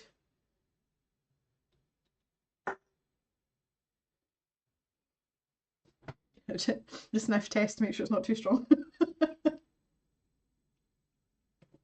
I would just like to point out, I know we've only got half an hour to go, which is probably a good thing. I haven't drank Jack Daniels for months. So this could go sideways really quickly. Ah. The last time Tartan Tilly had Jack, neat, can't remember getting home. Yes, Andy, we're just going for it. Yeah, chin chin everyone. Happy Wednesday.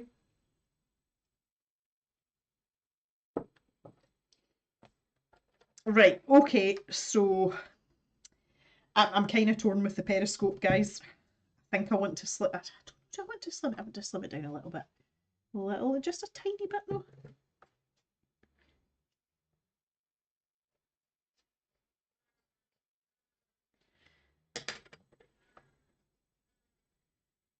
Jock's snoring again.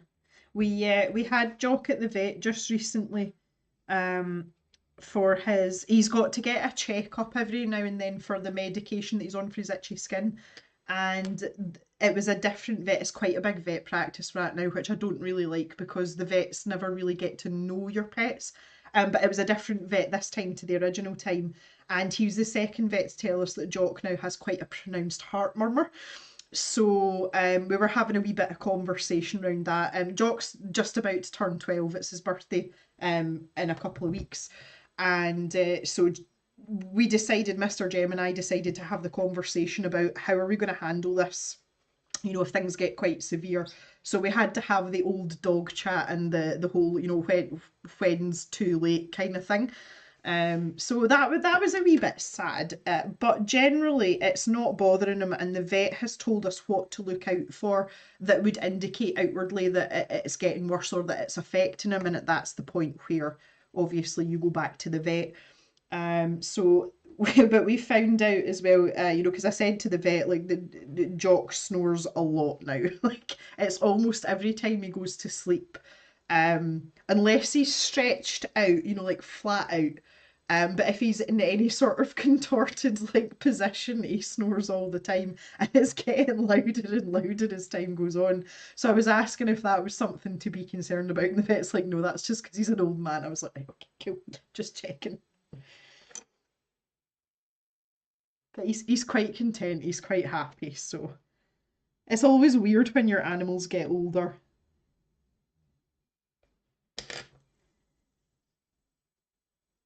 There was two women in the vet when we went in. We took Pip and Jock together, and they were going for their vaccinations as well.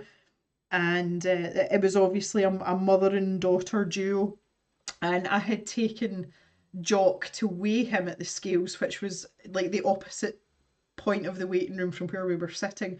So I'd left Mr. Jem, and these two women were sitting. And when I came back round, they had a little Frenchie with them, and her name was Bridget, and she was adorable. So I said to the women, I said, "Is she friendly?" And they're like, "Oh yeah, yeah." So I crouched down and gave her a wee pet.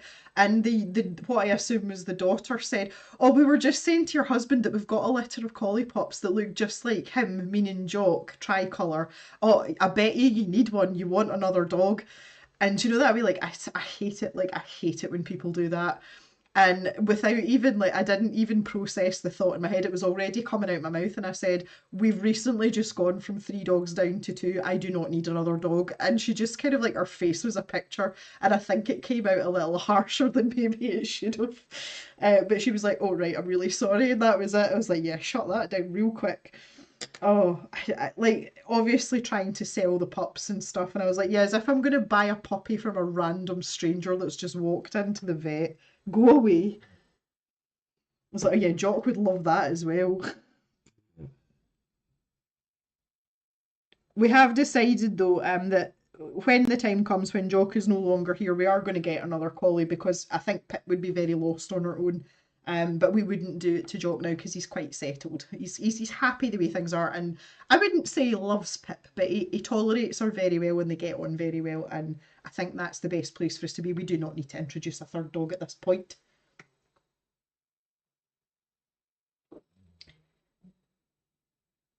I wonder what goes sideways would mean and how much do we want that to happen? Well, I don't know. I'm not entirely sure. Ah. Yeah, Thea's kitty snores too. This Nero, this is Thea's cat's gorgeous, by the way. He's hilarious, but he's gorgeous. Then he snores as well. Colzo's asking if Jock's retired. Jock's been retired for years. We retired him early because he was starting to get arthritis in his front left shoulder. He had this horrible habit of jumping down off a moving quad bike, and we tried so hard to like train that out of him, and we just couldn't get it out of him. So years, obviously, that was the leg, you know, like his leading leg that he jumped off the bike with. The opposite one's the first one to hit the ground, and just over time, wear and tear, he's really stiff on that left shoulder. And when it started to get really stiff, that's, you know, we made the decision that when we had Mist put down, that Pip would be brought in to help Jock to start with, and then eventually replace him full time. And then Mr. Jem sold the sheep, so that was the end of that. So he's been retired since. I'm trying to think when we retired him. It was when we were at the original cave, so I think that might have been 2019, if my memory serves me correctly. So yeah, 5 years ago. So yeah, early retirement for a working collie. Normally you'd have them working a wee bit longer than that, but the rule is that you work them as long as they're fit to do it. So yeah, he's been a gentleman of leisure for quite some time now.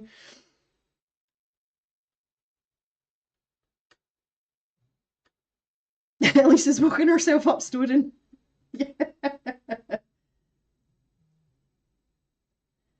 Tartan Tilly, same with her Cavalier, who had a dicky ticker, always said as long as she wasn't in pain. Well, that's kind of where we're at, Tilly, as well. We have been told that we can medicate Jock, and it'll probably serve him quite well for a couple of years, but there will come a point where, you know, that's no longer effective. Which is fine, but to be fair, I think his legs are probably going to go before that happens. He's already had one knee operation, and the odds of needing the other one done in working collies is really really high.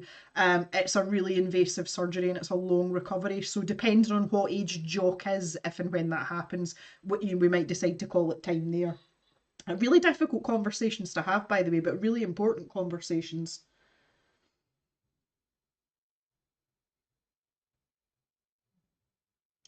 Why are people to trying to sell you dogs at the vet? Well, this is the thing. I wouldn't trust someone that does that as far as I could throw them. I was just like, 100% nope, you can go away. It was very obvious as well, the Frenchie that they had with them, Bridget. I think she looked like quite a young dog. Obviously, I wasn't able to tell what age she was, but she wasn't an old dog, and she'd clearly had at least one litter of pups as well. And it just made me think you might be doing this just to make money, and that's not the kind of person that I really want to. Yeah, especially when someone like brings it up at the vets and is like, oh yeah, you need one of these dogs. It's just, I'm like, nah. Green Hat's cat's a poo head. Aren't all cats poo heads though? Bites, scratches, and poops. Oh my goodness.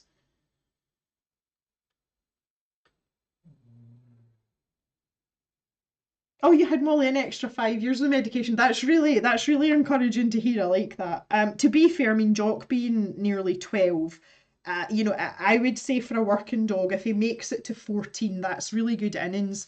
Um, and we're very much of the view of its quality of life, and because of what we've been through before with Mist, most of you know that story.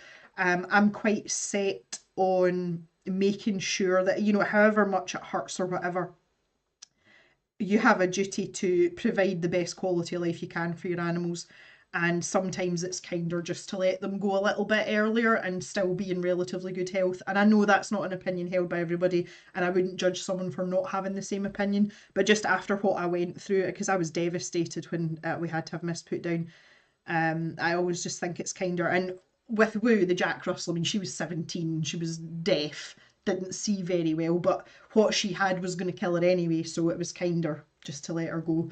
So, you know, they get to a certain age though, and something's going to get them, you know, so you just do the best that you can for them, and that's just one of the things about having pets.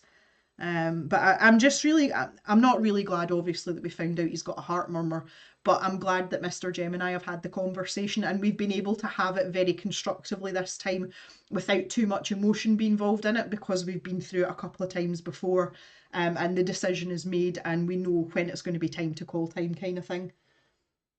I love how we're having this really cheery conversation. Oh man.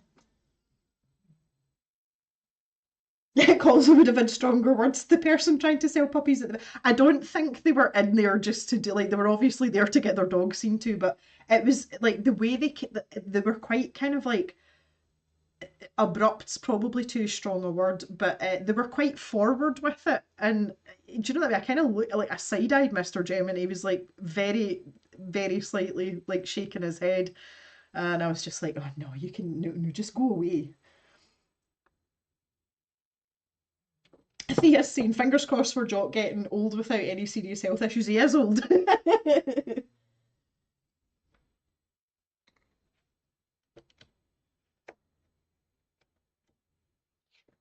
Well, Green Hat, it's funny because that's the way it came across. Like that. I think that was kind of like the angle they were going for, but I just don't really take kindly to stuff like that. I literally said, "Oh hi," and I was talking to the Frenchie, and I lifted my head and said, "Is she friendly? Can I pet her?" And they said yes.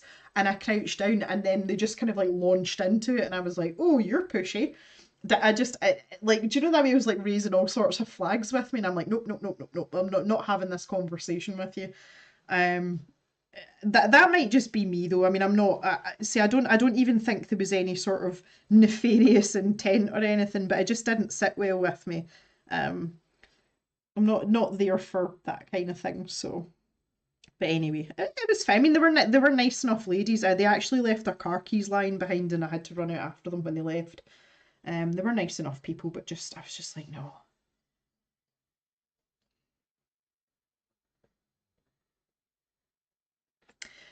This is kind of like starting to look like a foot a little bit.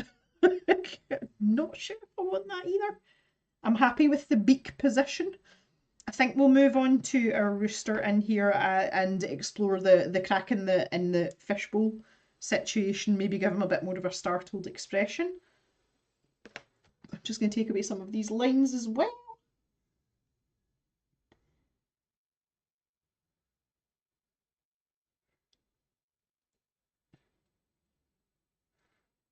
You like it being a foot? Okay, that's fine. I actually kind of want to make the bottom of this look like a fishbowl, though. You know how a fishbowl's usually got like some sort of rim or lip round the edge of it? Let's see what we can do here. I don't know why stuff like this tickles me so much. It really does, though. Ah,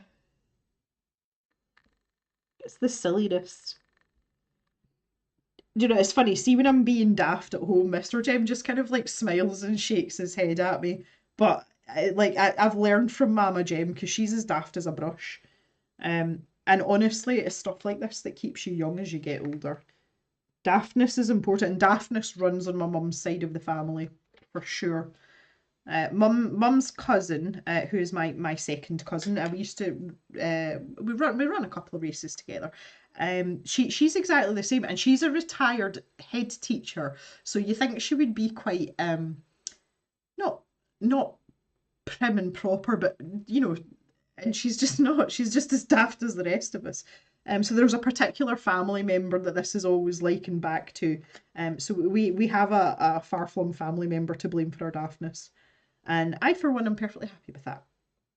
Okay, so if we want a crack, I would like a reflection. I haven't thought about reflections and light and stuff at all, but in a fishbowl, I automatically want to put a reflection in like that, you know, so the light's bouncing off somewhere.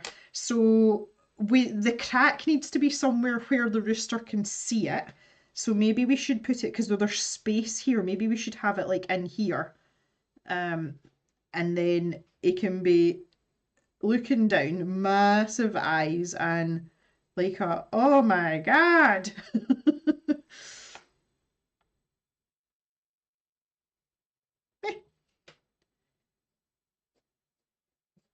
Let's get this comb looking a bit more something something.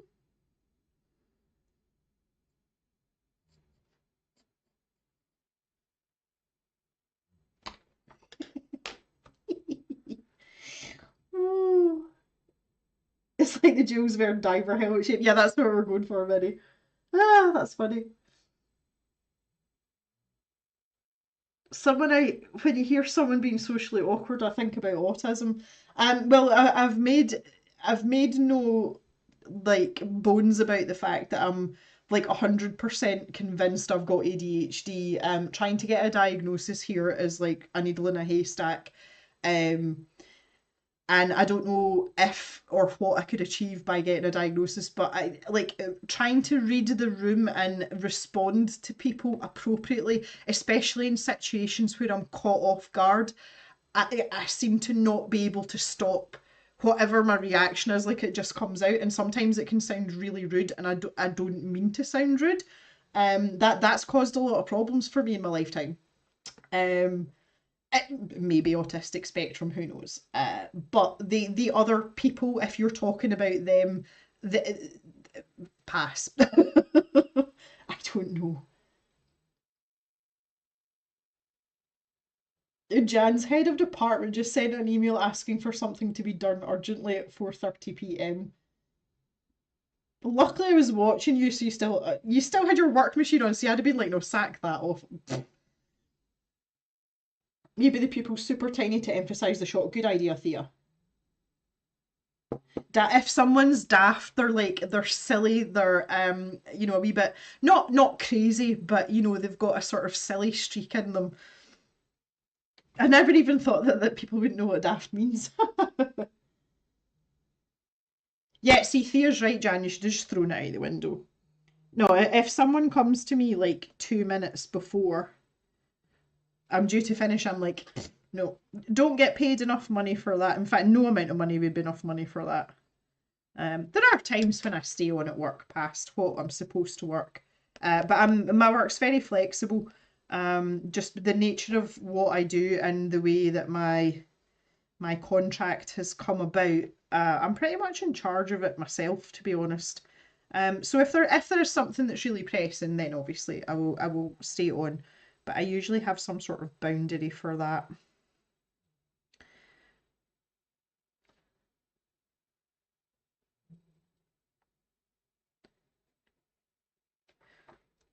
See, as I'm drawing this, I just keep thinking of the Kellogg's cockerel. Hello, Dalek Widow. You're a wee bit late, but thanks for coming. You just finished work. Okay, we'll let you off then. Getting assessed as an adult in Scotland is hard. Yep. Well, this is the thing, Anne Marie. I was actually thinking about it. Part of my problem was I started the process when I was in Angus, and because I am in East Lothian now, they're basically like, nah, you've got to start again. So I'm kind of like, and it's a lot of money to get assessed. And I've recently found out as well, if you get assessed privately, and even if it's by a doctor that works for the NHS and only does private stuff part time, the NHS don't have to accept prescriptions and things because you've had it done privately, which seems absolutely bonkers. And again, even if it is the case that you do get diagnosed with ADHD, there's no guarantee that medication's even going to help you or be a thing. So it kind of, I'm like, I've made it to this age and functioned relatively well in society. Is it really worth it? And that's why I'm kind of like backing off it a little bit.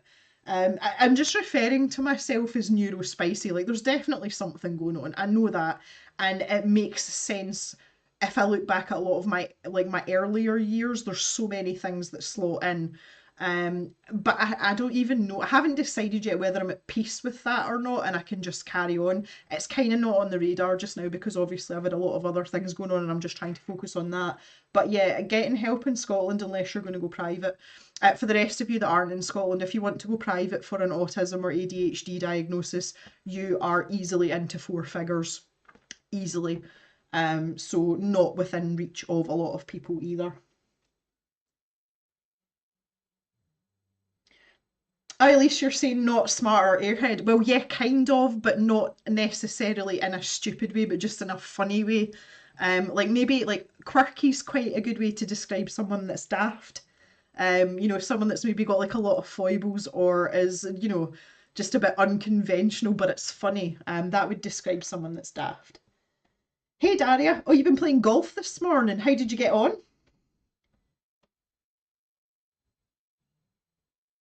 Oh, your GP referred you to Pinot. Oh, okay. Oh, nice.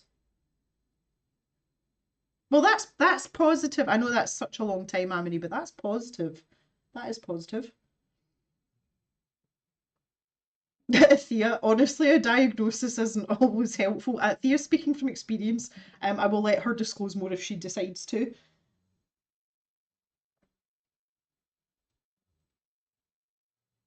Also, peer-reviewed autistic, yeah, I think I would probably pass for that in ADHD for sure. Yeah, four figures starting with a two to even four. Yep. Yep, yep, yep.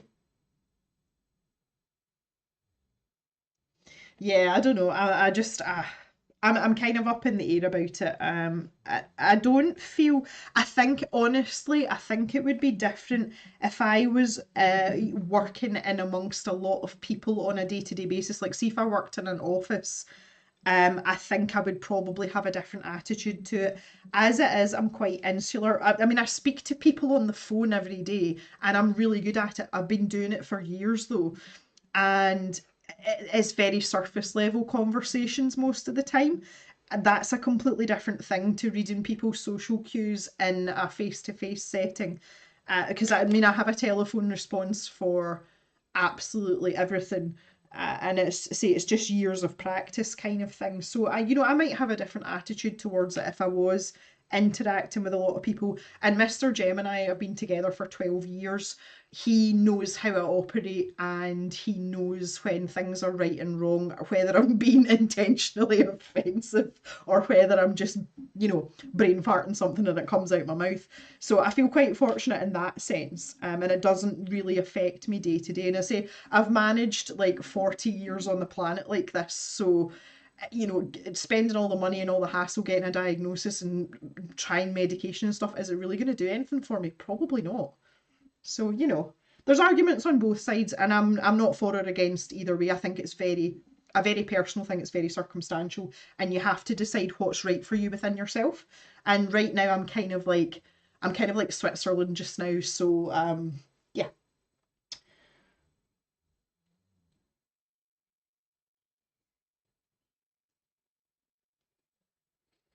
At least silent ADHD, dyslexic, dysgraphia. Interesting.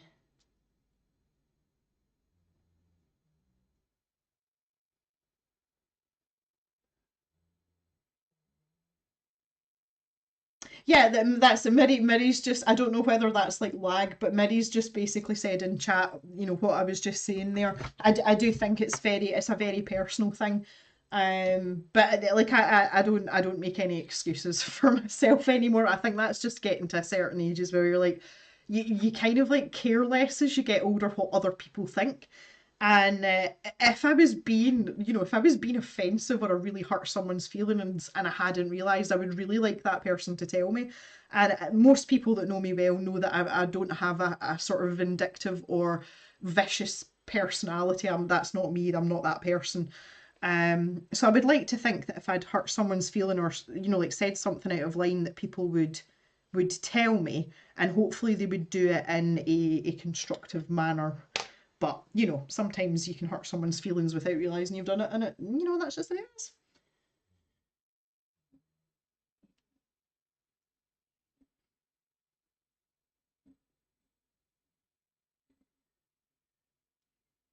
Emery's other half got diagnosed with ADHD in his late 30s, yeah.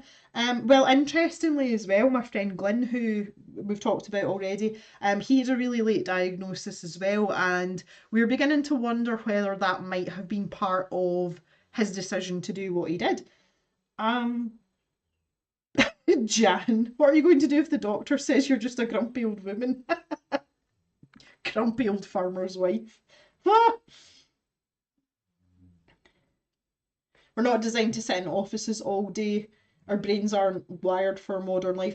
It's really interesting that you say that, Green Hat, because I have deliberately engineered my life to have a balance of lots of different things because number one, I get bored easily, and secondly, for my mental health, I've found the things that make me tick and the things that help me function on a day-to-day basis. So, I jump between like traditionally sitting at a desk doing an office job, which is my proper job, but I'm not full time. And I would never want to be full time because I think it'd actually suck my soul out. Obviously, I've got the cave, I've got you guys, but I also get to go outside and work with the cows as well. And having that balance of those things keeps me sane for absolute sure. So I agree 100% with what you're saying. And I wouldn't want I wouldn't want to change my life. I really, really like things the way that they are, and I feel really fulfilled having all these different things. The downside to it is obviously I don't get 2 minutes to sit down. I am always busy, and it does lead to burnout. But as I've gone along, I've found ways to like cope with it and kind of like temper it a little bit and find a balance. And sometimes that takes a really long time, but I wouldn't trade it for anything. I really, really wouldn't. I like things just the way they are, and life is good.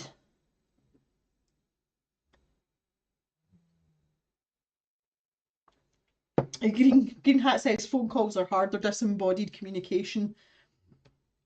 Yeah, that's only been possible in the last 200 years. Yeah. It's funny though, I'm a ninja at it.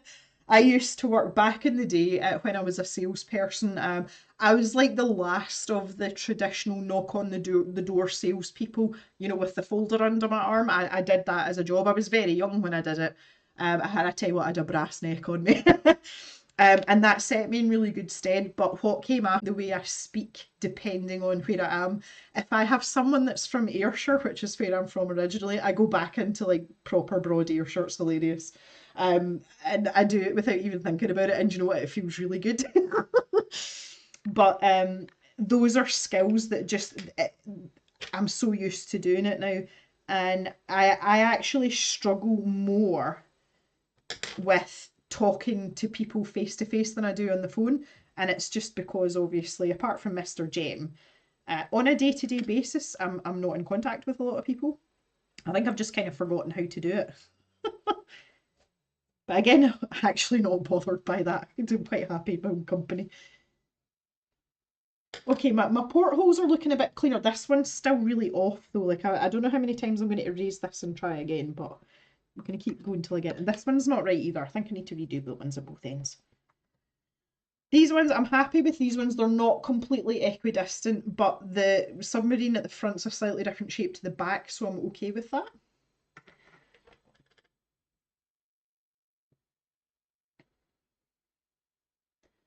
Mary says, think as well, many people get stuck in jobs they didn't really want. Additional stress, yeah, okay. Yep, yep, yep.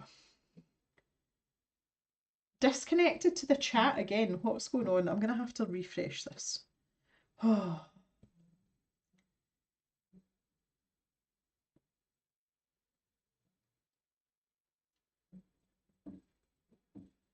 There we go. I hope I didn't lose you too much there, guys.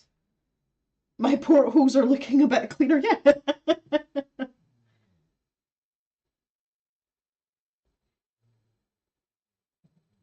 You missed the last 3 minutes. The three. Oh, goodness me.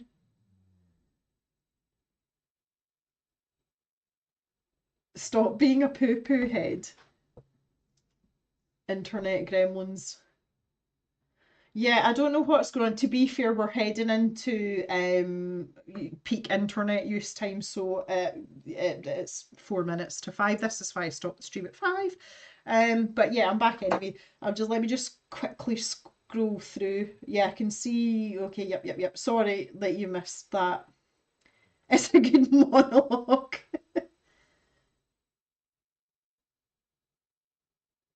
You missed the cold calling door knocking story. It wasn't really a story. That was just how life started for me to get to where I was. I was good at it though, and so I went into call centres after that.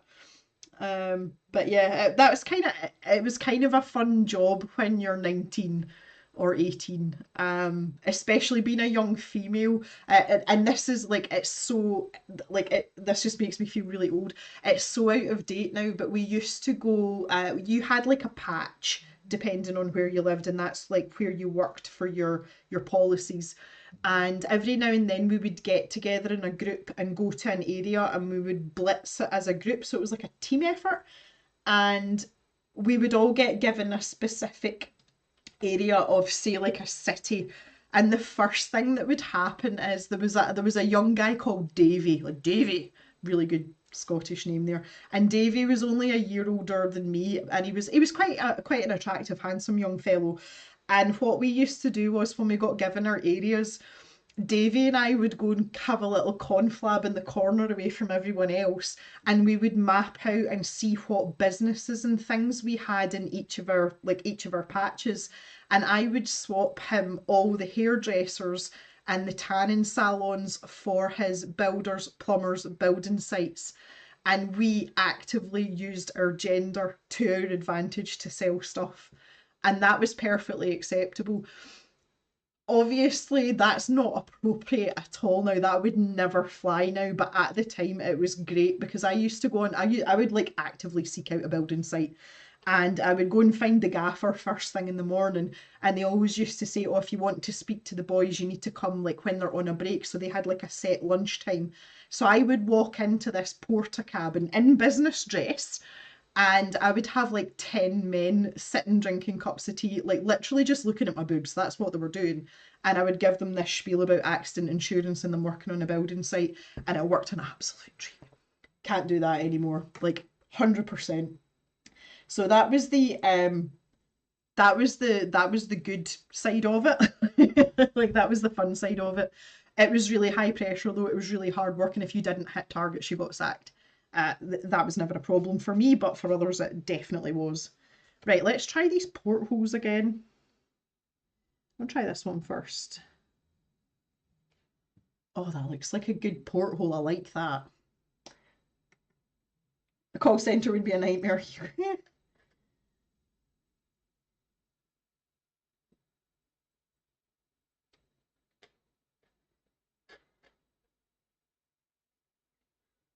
Yeah, well, at the time as well, Sandy, for us, especially a sales job in a call centre was really, really good money. So I'm talking like, what year would that have been? It's a long time ago. Oh. Like, I want to say like early 2000s, and the minimum wage at that time was like £4 something, and I was earning £7 an hour, so it was great money part time being a student. Really, really good. And obviously, if you hit your targets, there was like a bonus structure, and I was always at the upper end of the bonuses. So I was pretty flush when I was a teenager.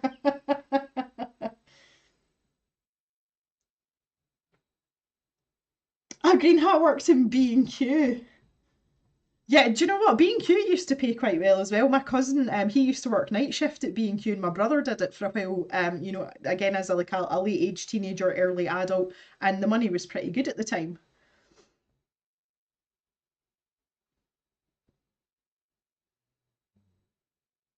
This little porthole's eluding me. Oh, oh, I think that's the one. I think that's the one, guys. Jan once packed cucumbers for a student job. Oh, there's so many jokes. So many jokes. Marigold, being a journalist gets you used to having no money. Oh, bless. Oh. Less fun by the end. Yeah, it was the same in the call centre as well. Well, my situation in the call centre ended up in like mental health problems, so yeah, really wasn't fun at the end. But I married one hole to rule them all. Right, that's enough of that. You lot of horrors. No, I have to say, I mean, I look back at my sales years for the most part quite fondly. I had at one point when I was a team leader, so when you go into a call centre, you start as an agent, which is someone on the phone selling things. The next step up, and they were really keen on promoting internally. So the next step up was a team leader. So you would be looking after a group of guys and girls on the phone. And the team sizes were anything from like maybe 8 up to 20, but 12 to 15 was a sweet spot. And the team my first team that I had as a team leader, they were amazing. And I built a really good team of folk that were all very different, but they got on really well and they really did work as a team. And we just had such a good laugh most of the time. And where we were working, the teams all had animal names, and we were the Panthers. I was like picking a badass name for my team. So when I ended up leaving for a promotion, all the team got together and they bought me this giant cuddly panther. And honestly, I swear blind, this thing was like this big, and when you pressed its paw, it like made a roaring noise. It was hilarious. Cat absolutely hated it. But that was just the kind of atmosphere that was fostered. We were really tight knit. And I really enjoyed that part of the job. My guys were awesome, and we were, again, as a team, we were frequently high performers as well, which obviously made me look good too. But they did all the work, I didn't do it. I just like patted them on the head and gave them a verbal cuddle every now and then, and everything was great. So I really enjoyed that part of it. I wouldn't want to be a people manager now, though. I just eventually the situation got too much for me, and I was putting too much pressure on myself, and that's how I ended up getting ill. So not something I would want to go back to now, but very good experience at the time. And that particular situation in that part of my life is nice to think back on because we were all pretty close.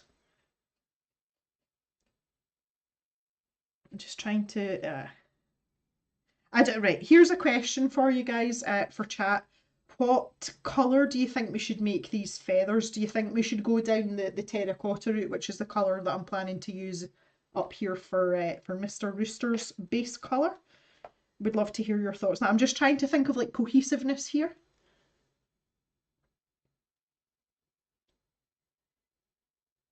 Ulrika always worked childcare, babysitting, then nannying, then children's centres. No, like children, no. No. No, no, no, no. Nothing with kids. You couldn't pay me enough money to look after other folks' kids. Thea, children freak me out. You were a children once, Thea. That's hilarious. Same colour as the rooster, thanks, Mary.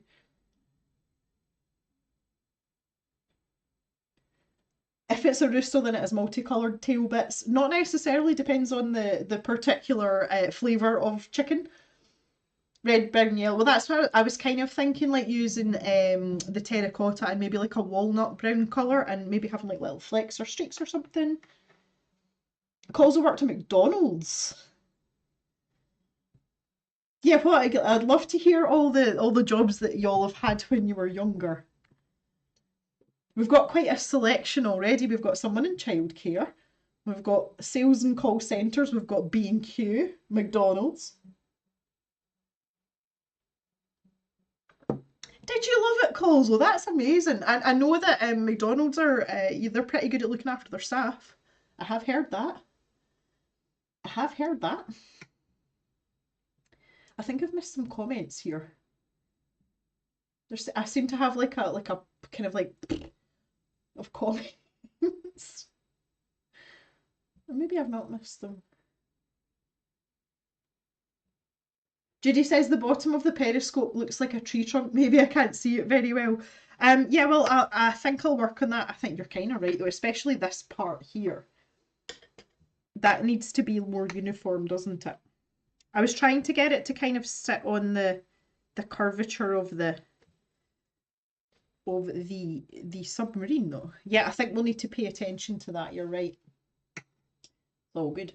It's 5 past 5, guys. Is everyone okay for me to carry on for a little bit? Because I'm having quite a good time.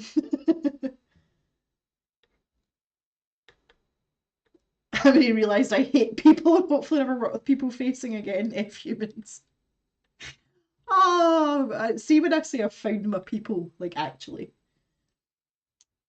Abba tutored kids in maths. Oh, that's a very noble pursuit. Terry, my first job was a typist on an action typewriter. Oh, that's funny. Oh, yeah, okay, carry on. Right, very well, very well. I think maybe I could probably go to 5:30 if y'all want to stay. I'm quite happy to keep going as long as you want to stay. That makes me happy too.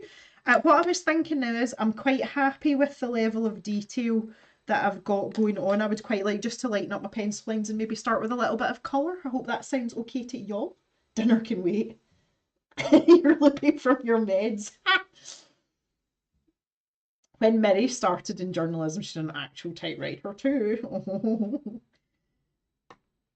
Well, I'm kind of like, I'm at that stage in life where I realise that I am no longer, and there is no way possible I could be described as a young adult.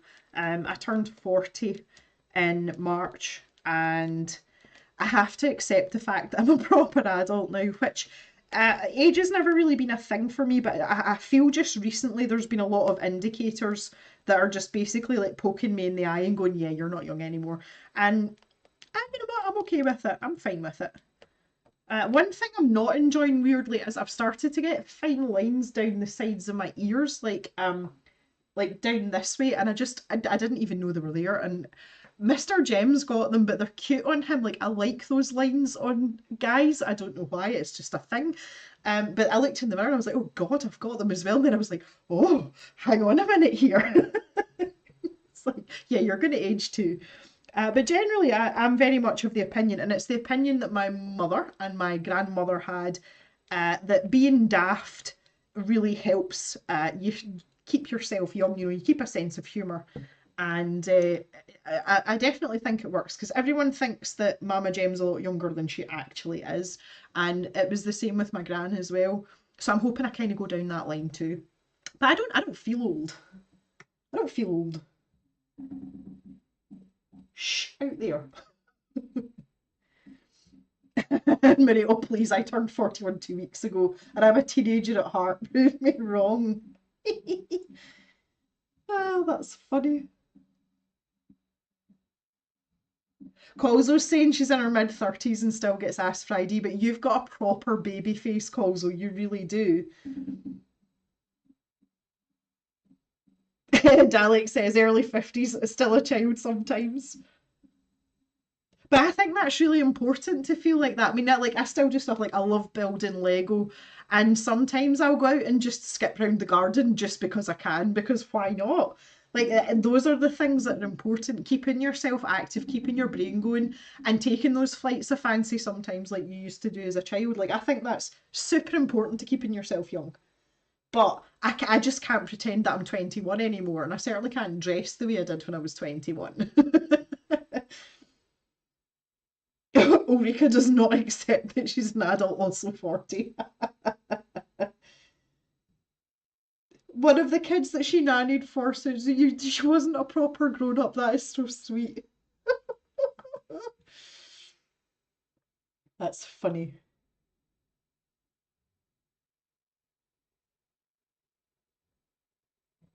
Why be an adult when you can be silly? Exactly. No, I concur. Right, I'm going to get a little bit of colour down. I'm going to go by section of our submarine here. Um, just to get I just want a little layer down. Like I'm right into the light layers.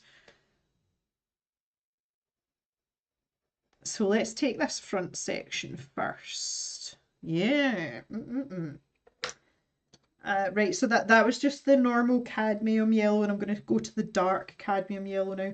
So I'm trying to think about light source here. I think we'll go with the same theory that we had for Aquapig, in that there might be a bit of bounce light, but if you're in a submarine, you're going to be pretty deep in the water. So I would imagine you would only have a lighter section on the top. There's not going to be much bounce light coming from the bottom because you're going to be quite far down.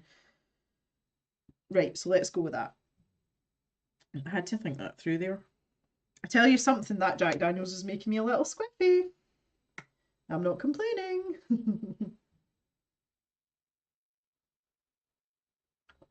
Also looks the same as she did when she was a teen. Well, lucky you.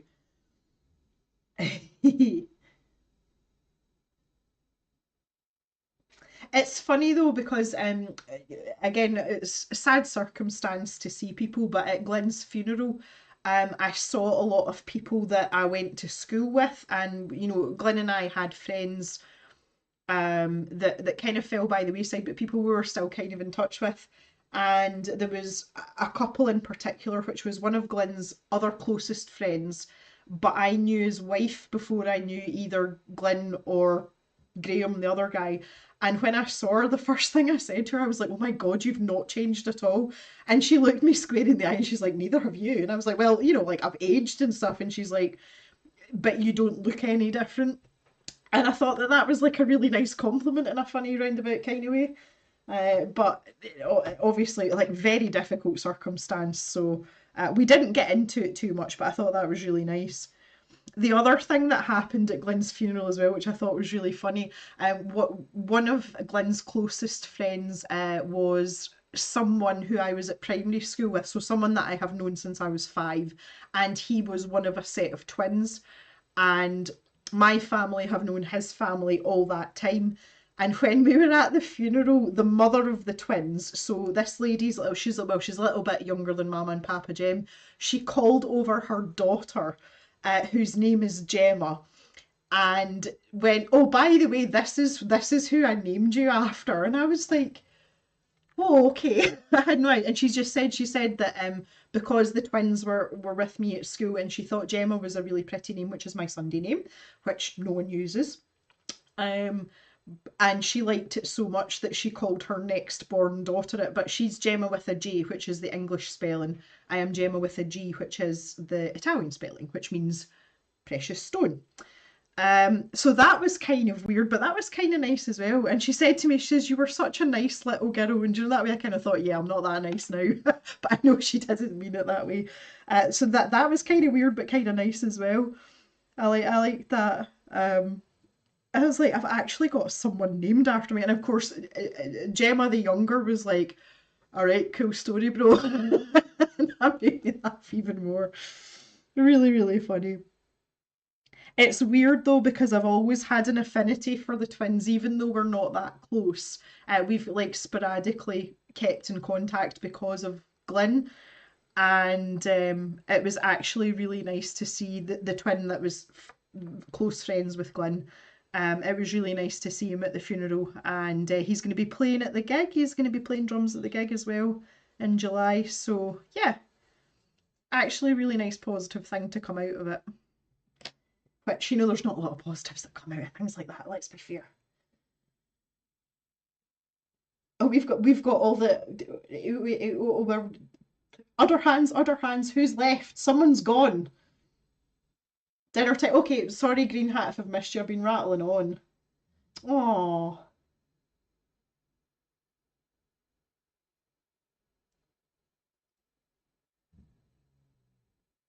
for Green Hat. Drunk in charge of a chicken and a sub. Thea, when I last saw a picture of a schoolmate on Facebook, I was shocked because she looked so old. Yeah, there's quite a like I definitely think I'm doing okay. I definitely don't look. No one's gonna turn around and say, "Look, oh, Jem looks really young for her age." But you see some people, you know, who you went to school with that are the same as you think. Geez, okay. Bearing in mind that I've spent most of my time since then outside, I'm pretty weather beaten. I think I've weathered it pretty well so far, and all natural, no Botox, nothing, nothing, nothing. Mary's cousin's first child is named after you and our other cousin. Oh, that's cute. Yeah, no, Anne-Marie, I'm actually okay talking about stuff now. See, there's some things though, like the ashes yesterday. Oh, that sent me for a loop. I can tell you that. I just sat and cried for a wee while, and it's the first time in ages that that's happened, and that it really felt like I was hurting, but it was quite fleeting. Um, so yeah, time is a great healer. We're getting there. I mean, it's something I'm never going to get over it. I know that. I'm never going to stop missing him, but it gets easier as time goes on, and I knew that anyway. Um, but it's good to see other people. I met up with one of, I would say, Glenn's closest friend, who I didn't know. I knew of him obviously because Glenn used to talk about him and his wife all the time. But we'd never met in person, and he is the organizer of the gig that we're having on what would be the eve of Glenn's 40th birthday. So we met for the first time to go over stuff for the gig, and within an hour of starting that conversation, I felt as if I'd known him forever. Glenn had a really diverse cross section of friends, but this gentleman in particular, like we are on the same wavelength. And it was interesting to find out that his grieving process and pattern was very, very similar to mine. And I took a lot of solace from that, and it made me, like, for want of a better phrase, it made me feel less like a weirdo. And I came away from that conversation feeling better, and I was dreading it because anytime I've met up with someone connected to Glenn up until now, it's been emotionally very difficult, very tiring, and very hard. And that's the first time I came away from one of those situations feeling a lot better. Unfortunately for him, he was in the position that I'd been in before, and he found it really tough, and it all came out a bit like it was with me in the train on the way home from meeting Glenn's mum, and he felt worse by the time he got home, which made me sad. But for myself, I came out of that a lot better than I expected, and it made me feel good, and I use that term loosely, obviously. And I feel like it's progress, and then that it's a process. It really is, and it's way different from losing someone in any other circumstance. And I can't stress that enough. And you need to be kind to yourself and not put pressure on yourself. But I find it very comforting and helpful that people are willing to talk with me openly over such a horrible subject, because I'm ready to talk about it. The minute you say to someone, "Oh, my friend committed suicide," it's like, "Oh, Jesus!" Like, "Oh, don't want to touch this one with a barge pole." Actually, really important to talk about it. Really, really important. And as someone himself, Glyn was a huge advocate for mental health. I feel it's even more important that I keep talking about it. Not just for selfish reasons, but for everyone else as well. I'm going to get a nice line with this dark cad down here. I think I want to go for like a really deep burnt orange colour for the shadow rather than the blues we were talking about, and then I might add a little hint of grey. Ulrika's grown into her face. Yes.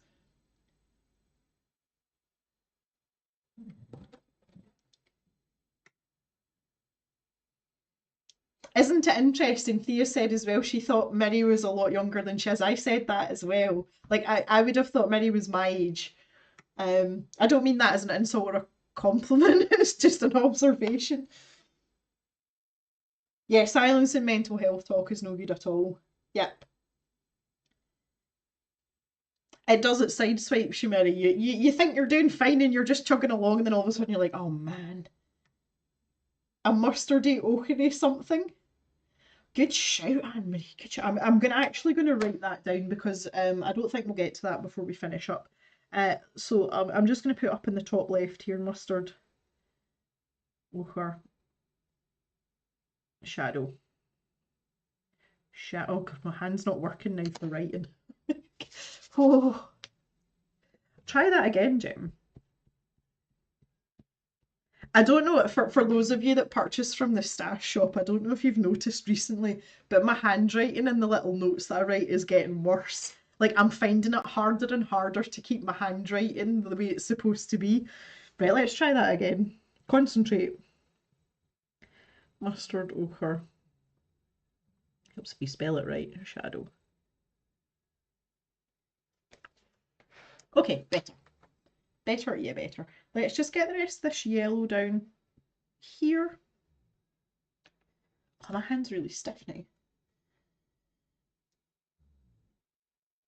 You love the notes, do you? I was thinking to myself the other day, I've had quite a lot of new customers recently, and honestly, I think it's the Trustpilot reviews. I think they're helping, and I was kind of thinking about it, and I'm like, see, for people that are regular customers, maybe I should just start like sending a joke every time instead of writing a note. Because unless I've got something to say about the supplies, or if I know the person has a connection to the supplies, it's usually just, well, like, I really appreciate your order, have fun. And for those of you that buy regularly, I'm like, this must be getting a bit stale. So maybe I need to start sending jokes instead. I could have like art and farm themed jokes or something. That might be an idea.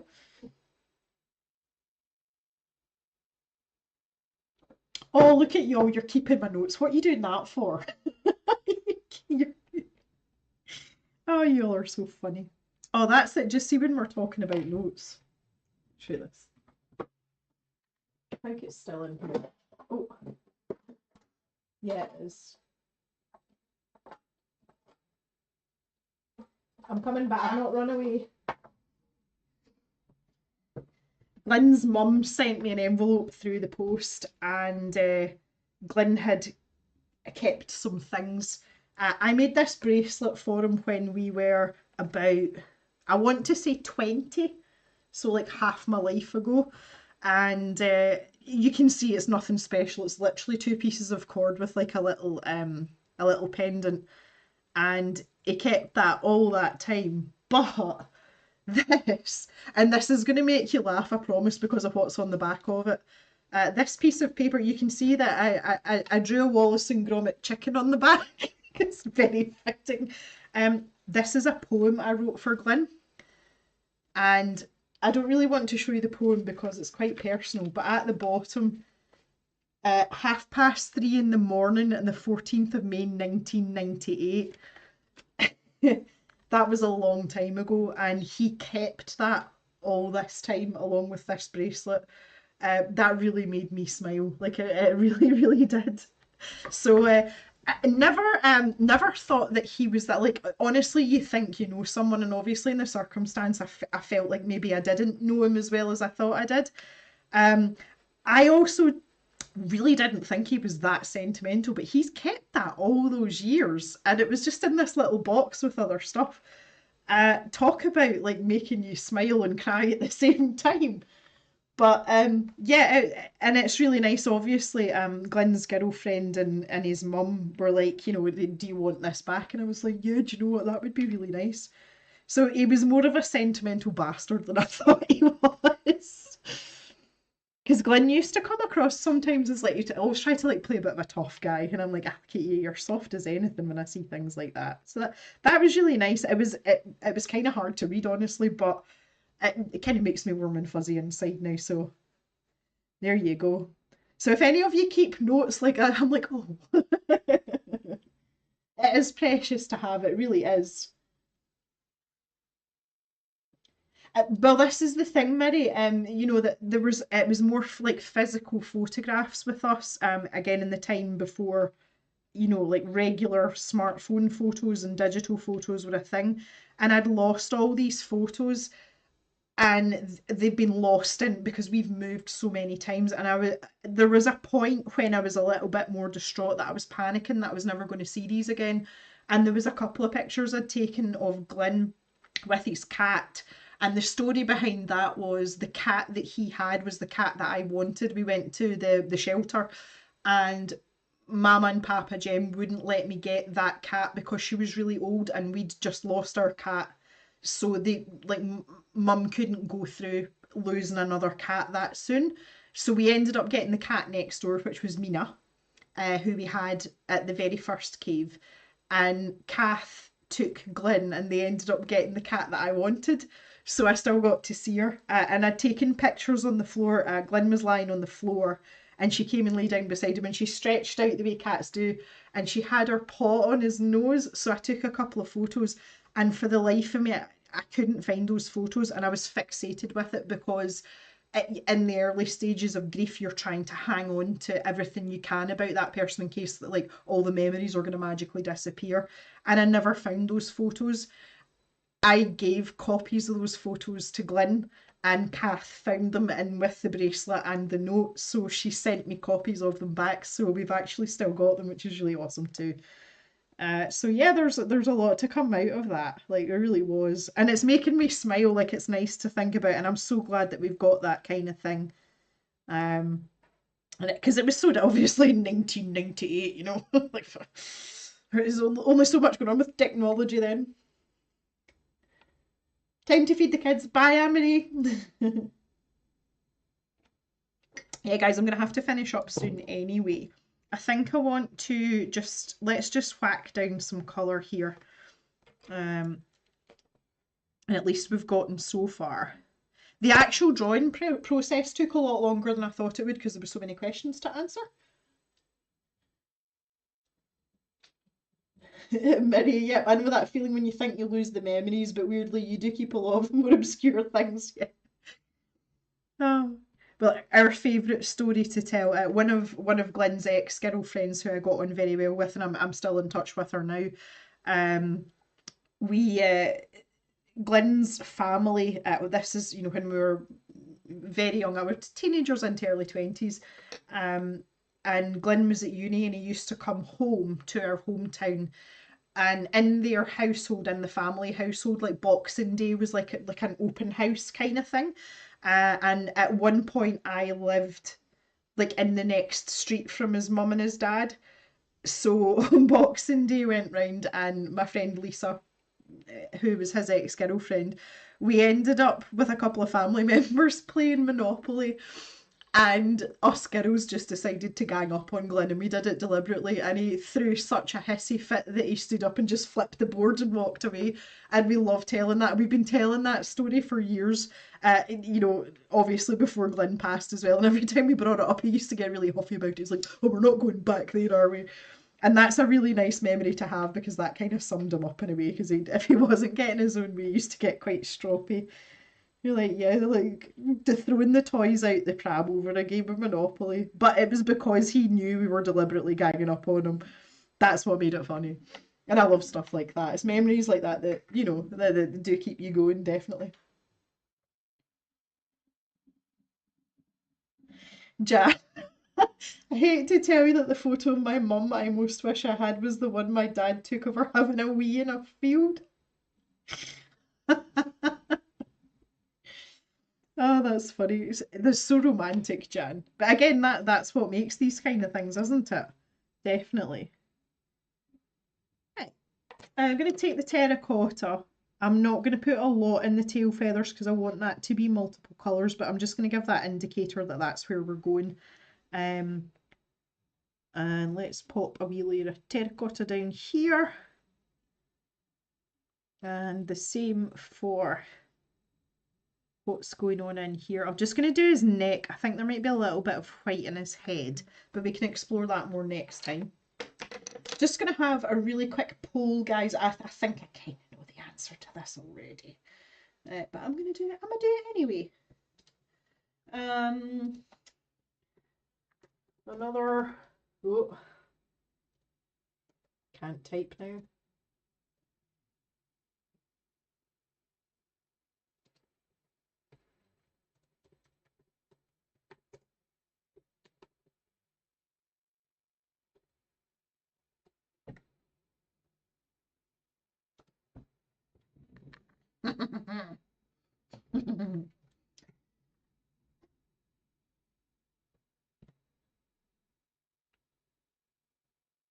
Ulrika has a great photo of her mum swearing at me for taking a photo of her. That's funny. I like it too. Love it. Oh, Elise, that's not stupid at all. That's these things, you know, if it doesn't matter whether it's an animal or a human, but if they've got a place with you, then yeah. 100% yes in the poll.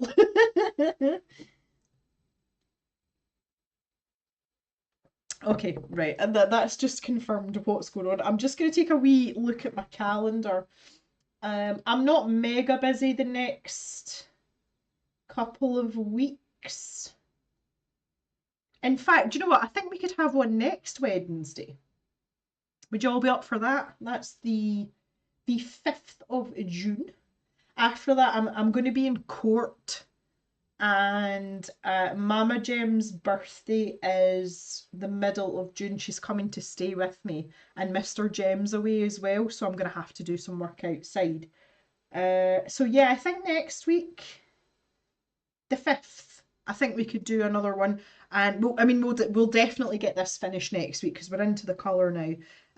We could absolutely do that. Next Wednesday is good. Child is now on exam leave. Okay. Yes, I'm in court, Thea. Not for me, I haven't done anything wrong. Right, okay, I think I can close the poll. It is unanimous. I don't think I've ever had a 100% poll rate.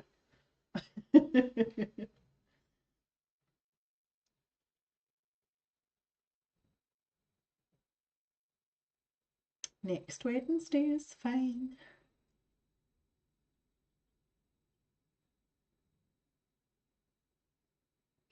Okay, cool. Right, that is a date, guys. I think when I come off of this stream, I will just set up the stream for next week, make it nice and easy.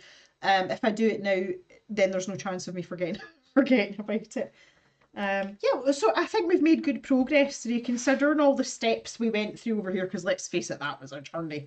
We're actually a bit further on than I thought we were going to be. So that's really good. I'm really happy, and obviously somebody matches the front of my sketchbook. For anyone that's interested, I noticed there was a lot of questions about this after the last live stream. This is the Leuchtturm 1917 sketchbook. They do these in different sizes and shapes as well, and different colours.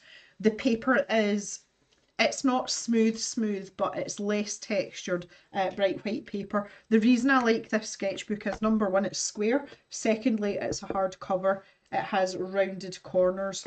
It's got the little pocket in the back, which I love, just for sticking post-it notes and stuff in. But one of the other reasons I really like it is it's not got one, but two of the little ribbon bookmarks, and I need that in my life. I wouldn't have another yellow one. You can see this is quite marked. It's really difficult to keep pale colour sketchbooks clean. Again, I'm not a person that likes clutter or anything like that, and even I've really struggled. I mean, the back's a disaster.